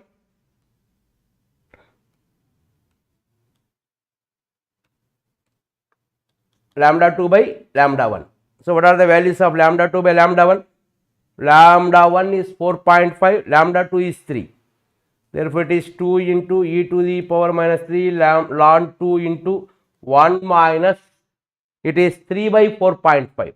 3 by 4.5 means here it is 3 by 4.5 per year gets cancelled. That is, it is 3 1 times and 1.5 times, 3 by 2 by 3. That is 2 into e to the power minus 3 ln 2 into 1 minus 2 by 3. That equal to, here it is 2 into e to the power minus 3 into ln, it is into ln 2 into 1 by 3. This 3 gets cancelled. That equal to 2 into e to the power minus ln 2. That equal to 2 by e to the power ln 2. But ln and e gets cancelled, we get 2 by 2. That equal to 1 is the answer. So therefore n1 by n2 is equal to 1 is the answer for this question. See here, 1 is to 1 is the answer for question number 22. What I did in this problem, simply it is a mathematical calculation oriented problem. So number of nuclei after t seconds in case of R and S is n1 is equal to n01 into e to the power minus lambda 1 into t. For second one, yes, it is n02 into initial number of nuclei at t equal to 0 is I considered as n02 into e to the power minus lambda 2. By dividing 1 with 2, we get n1 by n2 equal to 2 into e to the power minus lambda 1 into t minus lambda 2 into t. So 2 into e to the power minus lambda 1 minus lambda 2 into t. But t value is given as after 3 half-life times of the nucleide R. So therefore 3 into what is the half-life time of the nucleide R? Ln 2 by its decay constant lambda 1. So by dividing with lambda 1, we get 1 minus lambda 2 by lambda 1 into ln 2. So therefore it is 1 minus lambda 2 is given as 3 into 10 power 3 into some value per year, and lambda 1 is 4.5 into 10 to the power minus 3 per year. So after calculation we get it is 3 by 4.5. From this we get 2 by 3, that is 2 into e to the power minus 3 into ln 2 into 1 by 3. This 3 gets cancelled. So 2 into e to the power minus ln 2, it is taken to denominator, 2 by e to the power ln 2, ln and e gets cancelled, we get 2. So therefore number of nuclei after 3 half-life times of R is also same, that is 1 is to 1 is the answer for this question number 22. So C is the answer for question number 22. Next question 23. The muon has same charge as an electron but mass that is 207 times greater. The negatively charged muon can bind to a proton to form new type of hydrogen atom. How does the binding energy of the muon in the ground state of muonic hydrogen atom compare with the binding energy of the electron in the ground state of the conventional hydrogen atom? So we know that when electron in hydrogen atom revolves around proton in the nucleus, then the energy of that one is equal to, what is that energy?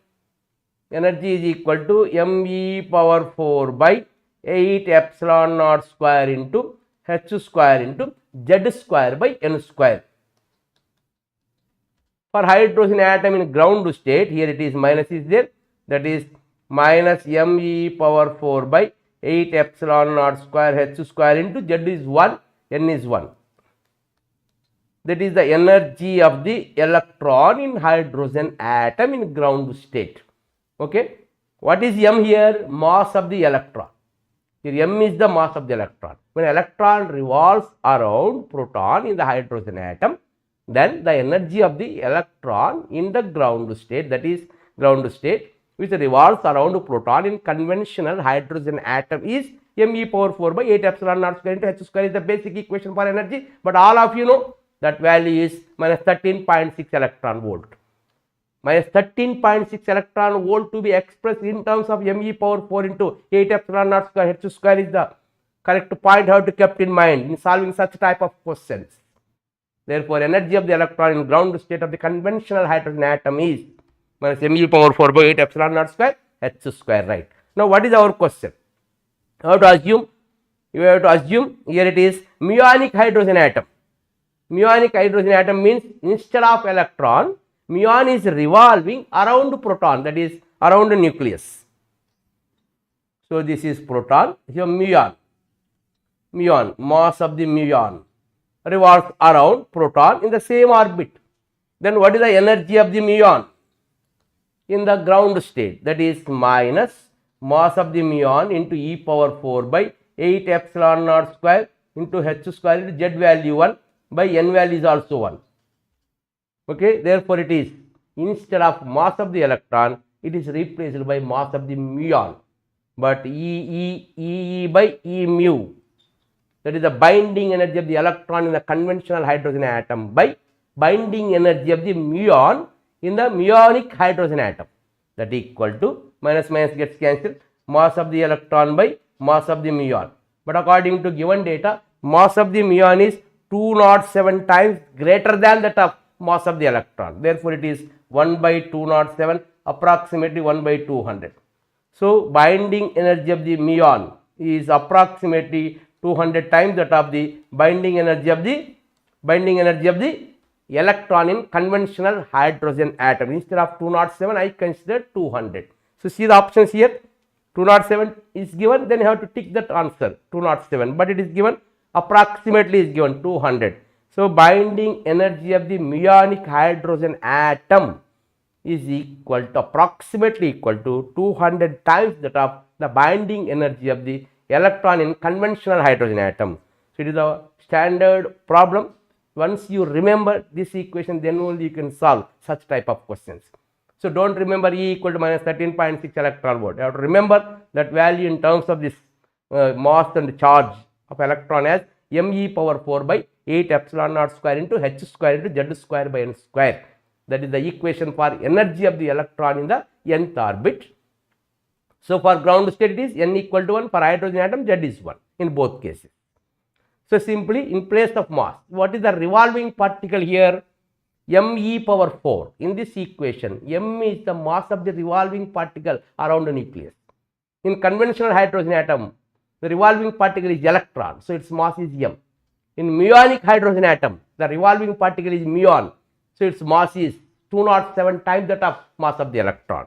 So, due to that, I replace it as mu as here it is 207 times that of the mass of the electron. So, after calculation, we get by dividing 1 with 2, we get me by mu as 1 by 207, approximately it is taken as 200. From that, the binding energy of the muonic hydrogen atom is 200 times that of the binding energy of the electron in conventional hydrogen atom in ground state in both cases. So, answer is B for question number 23. Question number 27. You are driving in a car listening to the music on the radio. Your car is equipped with a radio that can receive radio signals of frequency. F1 is 3 megahertz, F2 is 3 into 10 power 7 hertz, and other frequency F3 has 3 gigahertz. When you enter a tunnel with a circular opening of the diameter 10 meter, which kind of radio signal will be able to receive the longest as you continue to travel in the tunnel? Right, while you are moving along the curved path or some road here, suddenly if you enter into a tunnel, of diameter 10 meter is given. So, suddenly when you enter into a tunnel, so tunnel is nothing but here. So, when it receiving the radio signal like this, your car antenna receives the radio signals like this. Suddenly when you enter into a tunnel of diameter 10 meter, then you can receive the diffracted wave of the radio signal received by this tunnel. So, when this tunnel edge of this tunnel receives the radio signal of a particular wavelength, then it was diffracted. It was diffracted like this. Then only this is the tunnel.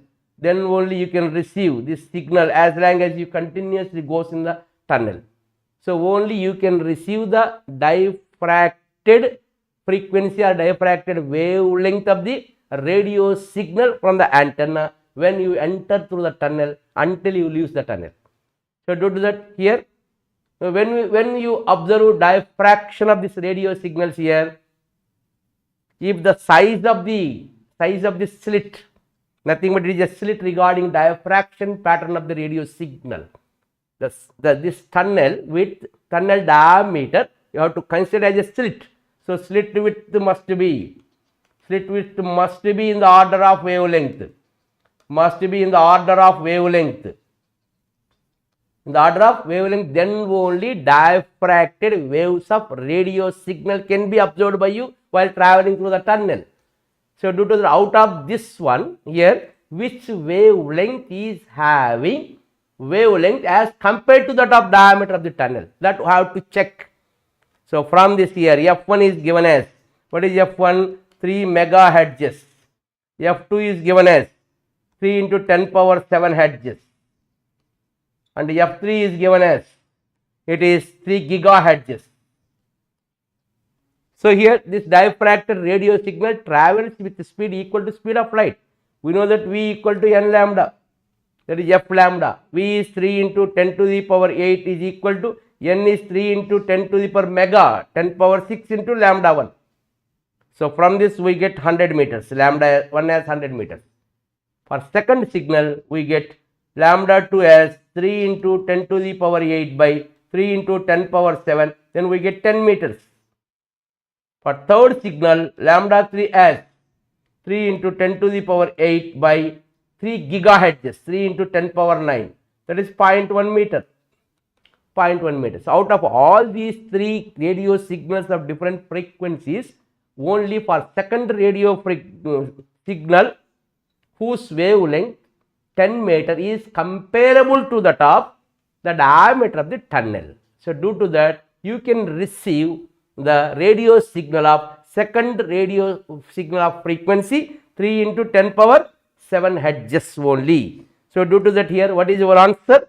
The radio signal of frequency F2, radio signal of frequency F2 can be received by a person while driving into a tunnel of diameter 10 meter. Most important standard question it is, and concept is most important. Okay.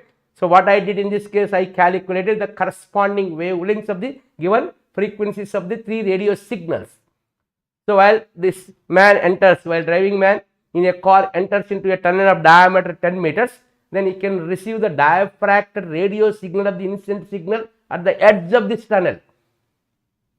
So, in order to have diffraction at the edge of this tunnel of diameter, compulsory the wavelength of that signal must be in the order of diameter of the slit, that is nothing but tunnel.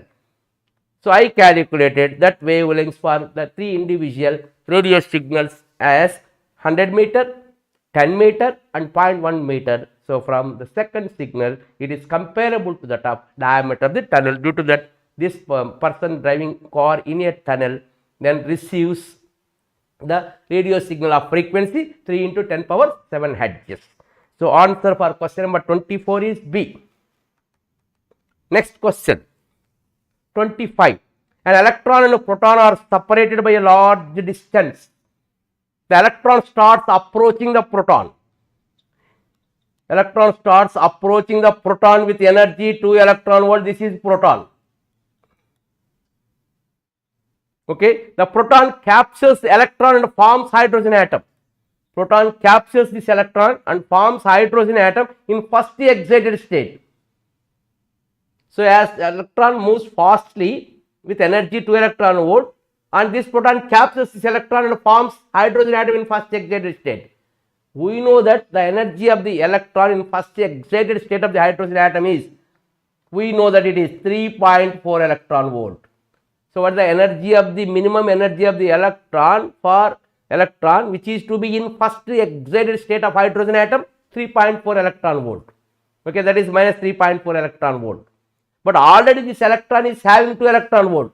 So, therefore, energy of the electron that equal to 3.4 plus 2 electron volt. Therefore, it is 5.4 electron volt is the energy of the electron in first excited state of the hydrogen atom when it was captured by the proton. So, when electron is projected with energy 2 electron volts towards proton at rest, then it captures this electron and made this electron along with this proton in the form of hydrogen atom, and this electron in first excited level. So, the minimum energy of the electron in first excited level is minus 3.4 milli-electron volt, and this electron is having 2 electron volt energy before capturing. So, with what energy that electron will be in the first excited state of this formed hydrogen atom, that is 5.4 electron volt. Now what is given? The resulting photon incident on the photosensitive metal. So, with this energy Here now the resulting photon is incident on the photosensitive metal of threshold wavelength 4600 angstrom. Then what is the maximum kinetic energy? Threshold wavelength is given.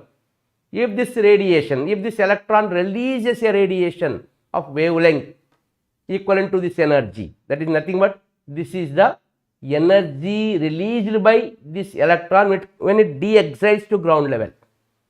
When electron excites to first excited level during capturing, it is having energy 3 electron volt. When it de-excites to ground state, then energy of the released radiation, that is Hc by lambda equal to 5.4 electron volt, that is energy of the photon during de-excitation of the electron from first excited state to ground state. Now this releasing of this one incidence on the photometal, of threshold wavelength 4600 angstrom, then maximum kinetic energy. So according to Einstein's photoelectric effect, Hc by lambda equal to Hc by lambda naught plus kinetic energy. That is the maximum kinetic energy of the liberated photoelectron. So from this maximum kinetic energy of the liberated photoelectron equal to Hc by lambda minus Hc by lambda naught. That is, this value is directly given as 5.4 electron volt minus Hc by lambda 12,400 by what is the threshold wavelength here? 4,600 angstrom. That is in electron volt. So from this after calculation we get here it is, so 5.4 minus 124 by 46, that is 62 by 23.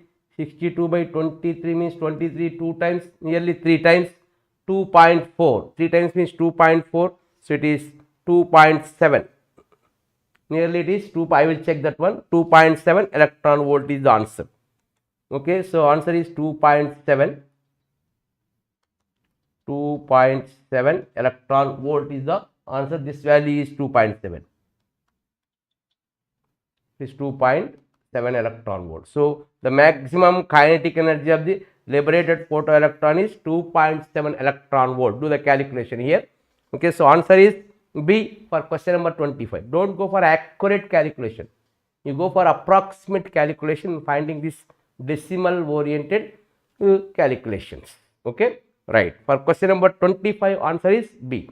So what I did in this problem, I calculated the energy of the electron in first excited level as 5.4 electron volts. It stayed there for some time and de-excites to ground state and releases radiation in the form of photons of energy 5.4 electron volt. If that incidence on photometal of threshold wavelength is given, then from that the released photoelectron will have the maximum kinetic energy, that I calculated as 2.7 electron volt. 2.7 electron volt is the kinetic energy of the released photoelectron. It is also another standard model question. Question number 26. Question number 26 it is.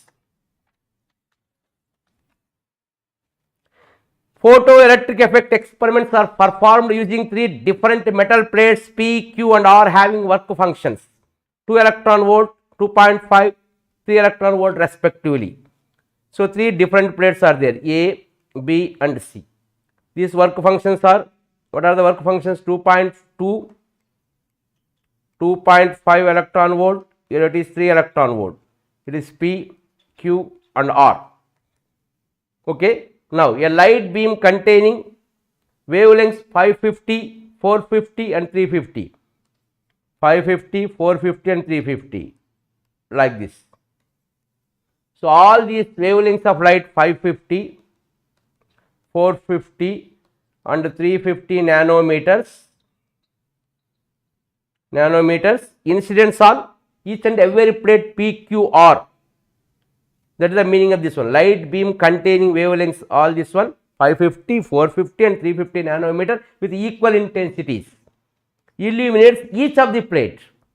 Then correct IV graph for the experiment is. Correct IV graph for the experiment. So what is the energy of this photon E1 equal to 1240 by 550.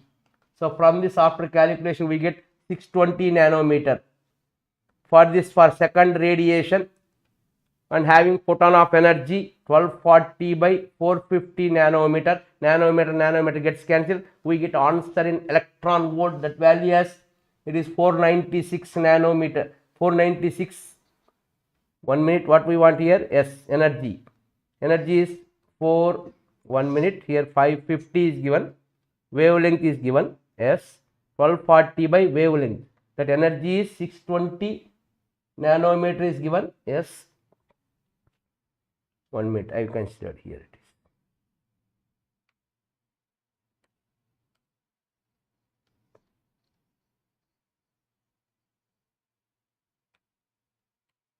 is. First we have to check what must be the minimum wavelength required for ejection of photoelectron from plate P. So for plate P, minimum wavelength, that is threshold wavelength lambda 1 equal to 12,400 by energy in electron volt. Then we get lambda in angstrom. 1240 by energy in electron volt, that is 2. Then we get in nanometers. Therefore it is 620 nanometers is the threshold wavelength of the plate P. In a similar way, threshold wavelength of the plate Q equal to 1240 by 2.5, we get 496 nanometers.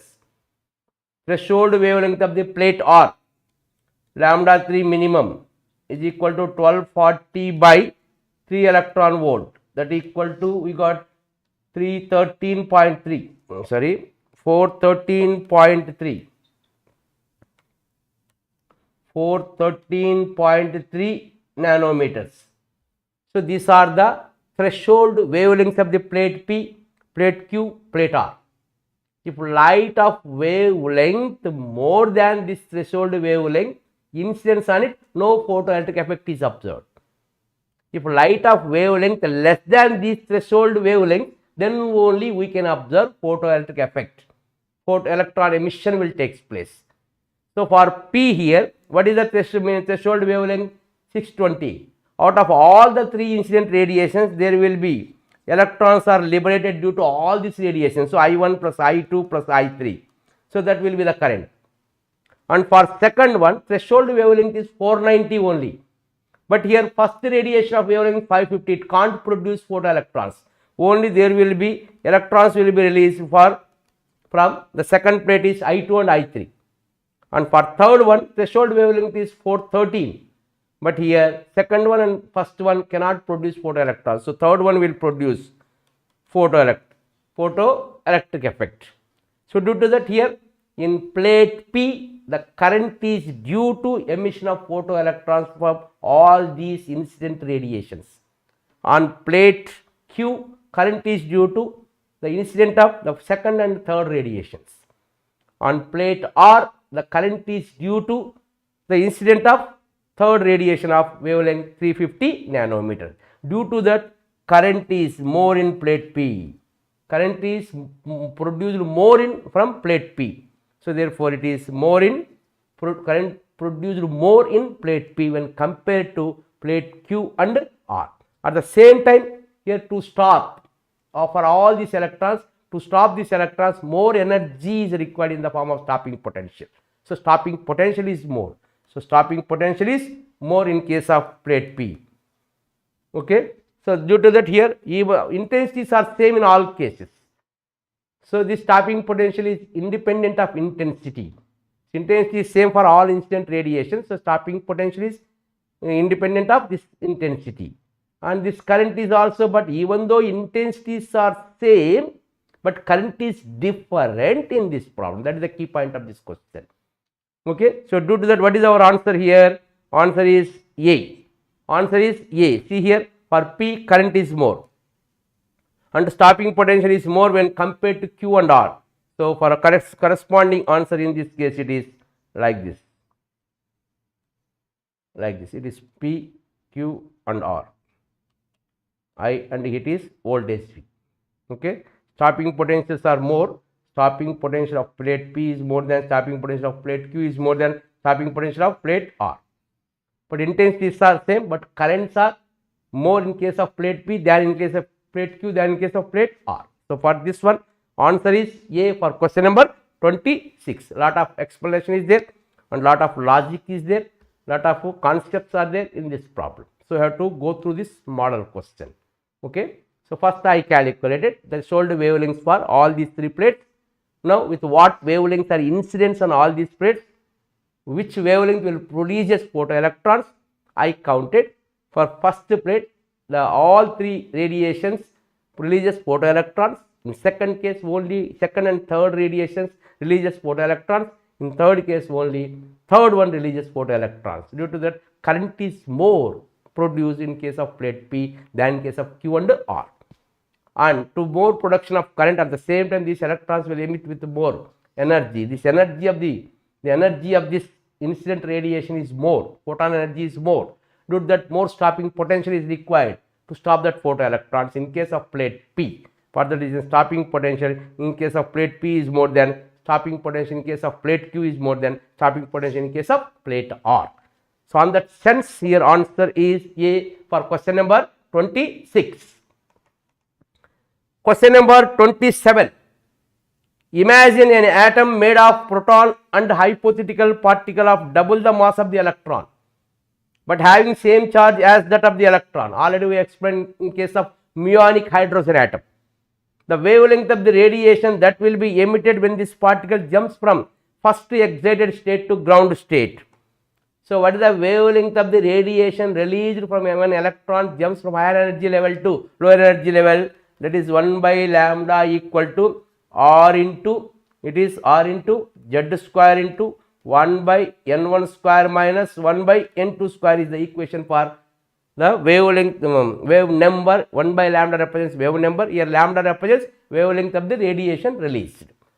But where R is equal to, what is R value? Rydberg constant is given as me power 4 by 8 epsilon naught square Ch cubed is the basic equation for Rydberg constant. We know the value of Rydberg constant as 1.1 into 10 to the power 7 meter inverse, 1.01 into 10 to the power 7 meter inverse. We know the numerical value, but have to remember the equation for Rydberg constant, where m is mass of the electron. M is mass of the electron. Therefore, 1 by lambda equal to me power 4 by 8 epsilon naught square Ch cubed into Z square into 1 minus 1 by first excited state. It is N1 equal to 1 and N2 equal to 2. So, now what is given in the data? Instead of that electron, a hypothetical particle double the mass of the electron is considered. Then, therefore, 1 by lambda dash is equal to. So, instead of that one here, yes, we want what we want here. The wavelength of the radiation that is emitted, yes, that we want, lambda dash we want, equal to, in place of m I write 2m into e to the power 4 by 8 epsilon naught square Ch cubed into Z square into 1 minus 1 by 4, but this value is R. So, that is 2R into, it is 3 by 4 equal to 1 by lambda dash. We want lambda dash is equal to, it is 2 times 2 by 3R. So, what is the wavelength of the radiation released when electron jumps from ground first excited level to ground state? So, here in this case general equation is 1 by lambda equal to R into Z square into 1 by N1 square minus 1 by N2 square. In place of that regular hydrogen atom, if we consider hypothetical hydrogen atom in such a way, in place of electron, another particle having same charge as that of electron and having mass double that of the electron revolves around proton. Then, during de-excitation from first excited level to ground state, it releases radiation of wavelength lambda dash, and it is given as, it is in place of m, I replace it as 2m. So, for replacing of m as 2m, first you have to remember the equation for Rydberg constant. Therefore, 1 by lambda dash equal to 2m into e to the power 4 by 8 epsilon naught square Ch cubed Z cubed Z square, this value is R. So, from this 2R into 1 minus 1 by 4 is 3 by 4. From this we want lambda dash that equal to 2 by 3R is the answer for this question. This question is also having lot of logic and also some memory power. regarding the equation of Rydberg constant. So, answer is 2 by 3R is the answer for question number 27. Question number 28. The intensity of the X-rays from Coolidge tube is plotted against wavelength lambda as shown in the figure. The minimum wavelength is found to be lambda c. So, what is the minimum wavelength of the X radiation? It is 12,400 by operating voltage. The minimum wavelength of X radiation is obtained controlled by operating voltage like this. It is a fixed value. So, for different operating voltages, we get minimum wavelength. Minimum wavelength of X-rays as lambda minimum, that is represented here as lambda c. Okay. Now, so for characteristic X-ray spectra, these sharp peaks represents the wavelength of K alpha line and wavelength of K beta line. So, wavelength of K alpha line and wavelength of K beta line like this. This is K alpha line. This is wavelength of K beta line. This represents wavelength of K gamma line. This represents lambda c. This is the intensity of the incident radiation, intensity of the X radiation. So, as operating voltage is here 30 kilovolt. Suppose for this 30 kilovolt operating voltage, this is supposed to be characteristic X-ray spectrum. Okay, this peak represents K alpha line. This one represents here minimum wavelength of X radiation. Now, what is our question? As accelerating voltage V, as accelerating voltage is V, as accelerating voltage V is increased, accelerating voltage V is increased, the minimum wavelength of X-rays decreases. So, minimum wavelength of X-rays decreases means lambda c is shifted towards left side. So, lambda c shifted towards left side. So, due to that lambda c shifted towards left side, but the wavelength of K alpha line, the wavelength of K alpha line is independent of the operating voltage. So, lambda of K alpha line independent of operating voltage. So, due to that what happens, this lambda K alpha is at the same position and lambda c is shifted towards origin. So, the gap, wavelength gap between lambda K alpha and lambda c increases. So, as operating voltage increases, the difference between lambda K, it is lambda K and lambda c increases.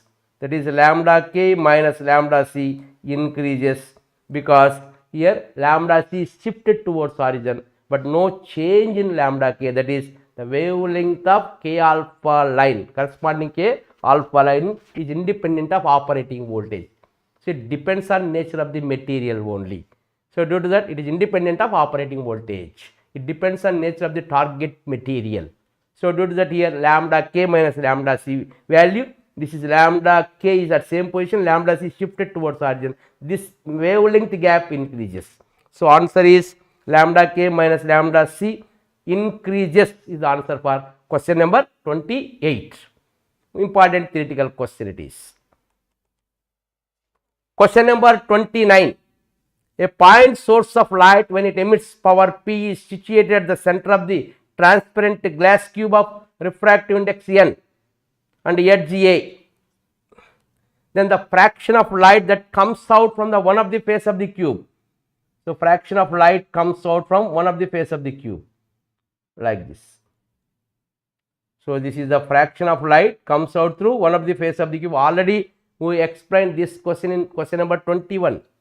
In question number 21, we know that here E dash by, that is I dash by I. What is I dash by I here?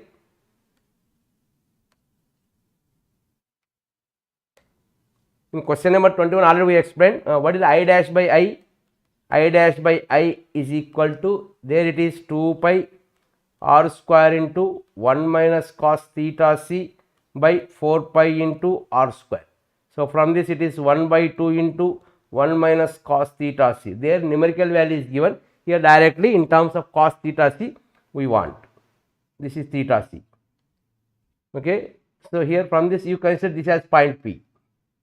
This as point P. So, Here the intensity of light escapes out from through this area, through this face of the one of the cube is supposed to be I dash. So through this total spherical shape here, the intensity escapes is supposed to be I. Through this face of the cube, here the intensity escapes is supposed to be I dash. Then I dash by I equal, already we know it is 1 by 2 into 1 minus cos theta c.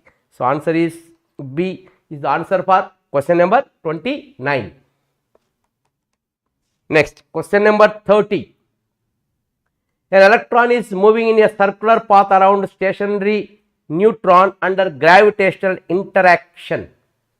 Gravitational interaction. Electron is moving around here, moving around a stationary neutron of mass m in a circular path of radius r. Right. For m and small m are the mass of these two respective particles. If Bohr's quantum condition holds here, then the minimum permissible de Broglie wavelength associated with the revolution of the electron. So according to Bohr's quantization rule, the wavelength of the de Broglie wavelength of the electron in nth orbit is 2 pi Rn by n is the basic equation for de Broglie wavelength of the electron revolves in nth orbit when we apply Bohr's quantum condition or Bohr's quantization rule. So when we apply Bohr's quantum condition, then de Broglie wavelength of the electron in nth orbit is 2 pi Rn by n, where Rn is the radius of the electron in nth orbit. So we know that the generalized equation for radius of the electron in nth orbit is 0.529 into n square by z. But this is only the relation in terms of numerical value. But what is the actual equation for radius of the electron in nth orbit? That you have to remember. That is n square h square into epsilon naught by pi z me square is the equation for pi z me square is the equation for radius of the electron in nth orbit. According to given data here this neutron attracts the electron under the influence of gravitational force. So what is that force? F equal to g into mm by r square. This gravitational force according to given data is equal to electrostatic force. What is electrostatic force? Here it is 1 by 4 pi epsilon naught into Ze into E by r square. So according to given data, electron revolving in a circular path around the stationary nucleus under gravitational interaction. Under gravitational interaction, this force is equal to Gmm by r square, and it is equated to, because electron is having some charge. Suppose this is nucleus is having some charge, not neutron, here it is nucleus, nucleus is having some charge Ze and having mass m, then the necessary centripetal force is in the form of Coulomb electrostatic force of attraction, that is equal to gravitational force according to given data. Therefore here it is G m by r square is equal to 1 by 4 pi epsilon naught into Ze into E by r square. From this I want Ze square, r square gets cancelled, Ze into E, Ze square is equal to Gmm into 4 pi epsilon naught. I substitute equation 1 in 2, then Rn is equal to n square h square epsilon naught by pi into m into, in place of Ze square, I write Gmm into 4 pi epsilon naught. So epsilon naught gets cancelled. So n square h square by 4 pi square into Gm into small m square. This is the equation for radius of the electron in nth orbit according to given data and also by applying Bohr's quantization rule. Okay. Now by applying Bohr's quantization rule, here what we want? De Broglie wavelength, lambda n equal to 2 pi into Rn by n. 2 pi into what is Rn here? N square h square by 4 pi square G capital M into small m square by, here it is n. So 1n gets cancelled. So from this 1n gets cancelled. From this we want de Broglie wavelength of the electron in the nth orbit is equal to nn gets cancelled, nh square is there. nh square by 2 pi gets cancelled. So nh square. So n square is there, yes. One more n is there here. See n square is there here, yes. So nh square is there. 4 pi square, 2 pi gets cancelled, 2 pi gm square. So answer h square by 2 pi g capital M into small m square. So answer for this question is B, h square by 2 pi g capital M into m square. Do the calculation, here it is. So once again n square h square by, so by 1 n gets cancelled. So 1 n needs to be in the numerator.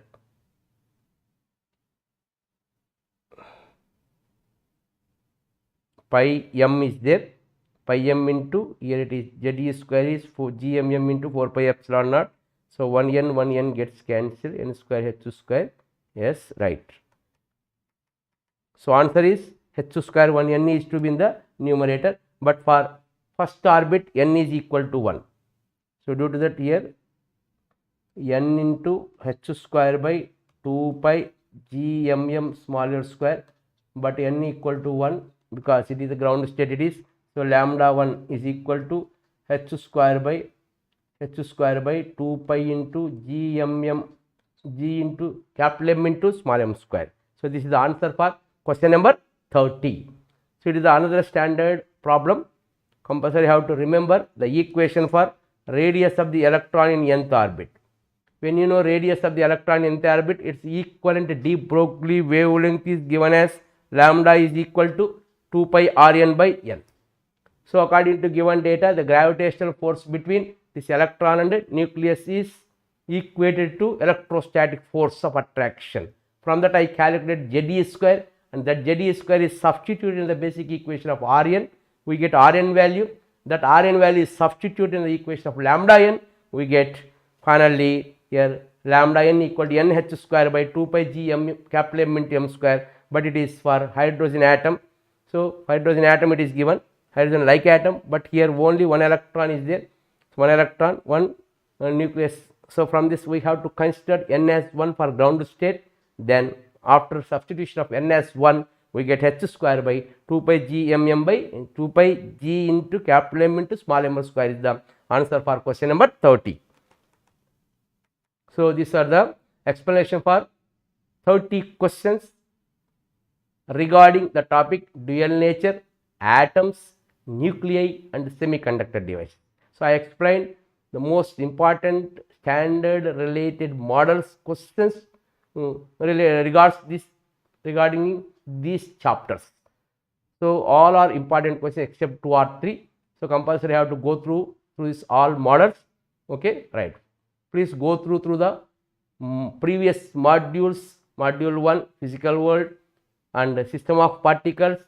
Third one fluid mechanics, mechanical parts of fluids, and fourth one thermodynamics, that is thermodynamics and thermal properties, and fifth one waves and oscillations, sixth one electric charges and current electricity, seventh one electromagnetic induction and AC, and eighth one reaptics and optical instruments, and last one here dual nature, atoms, nuclei and semiconductor device. Go through all these modules. Here all videos are available in YouTube. Please subscribe all those videos and see watch all those videos and try to learn some important points regarding JEE mains level examination. Okay, right. All the best to all students. Thank you all.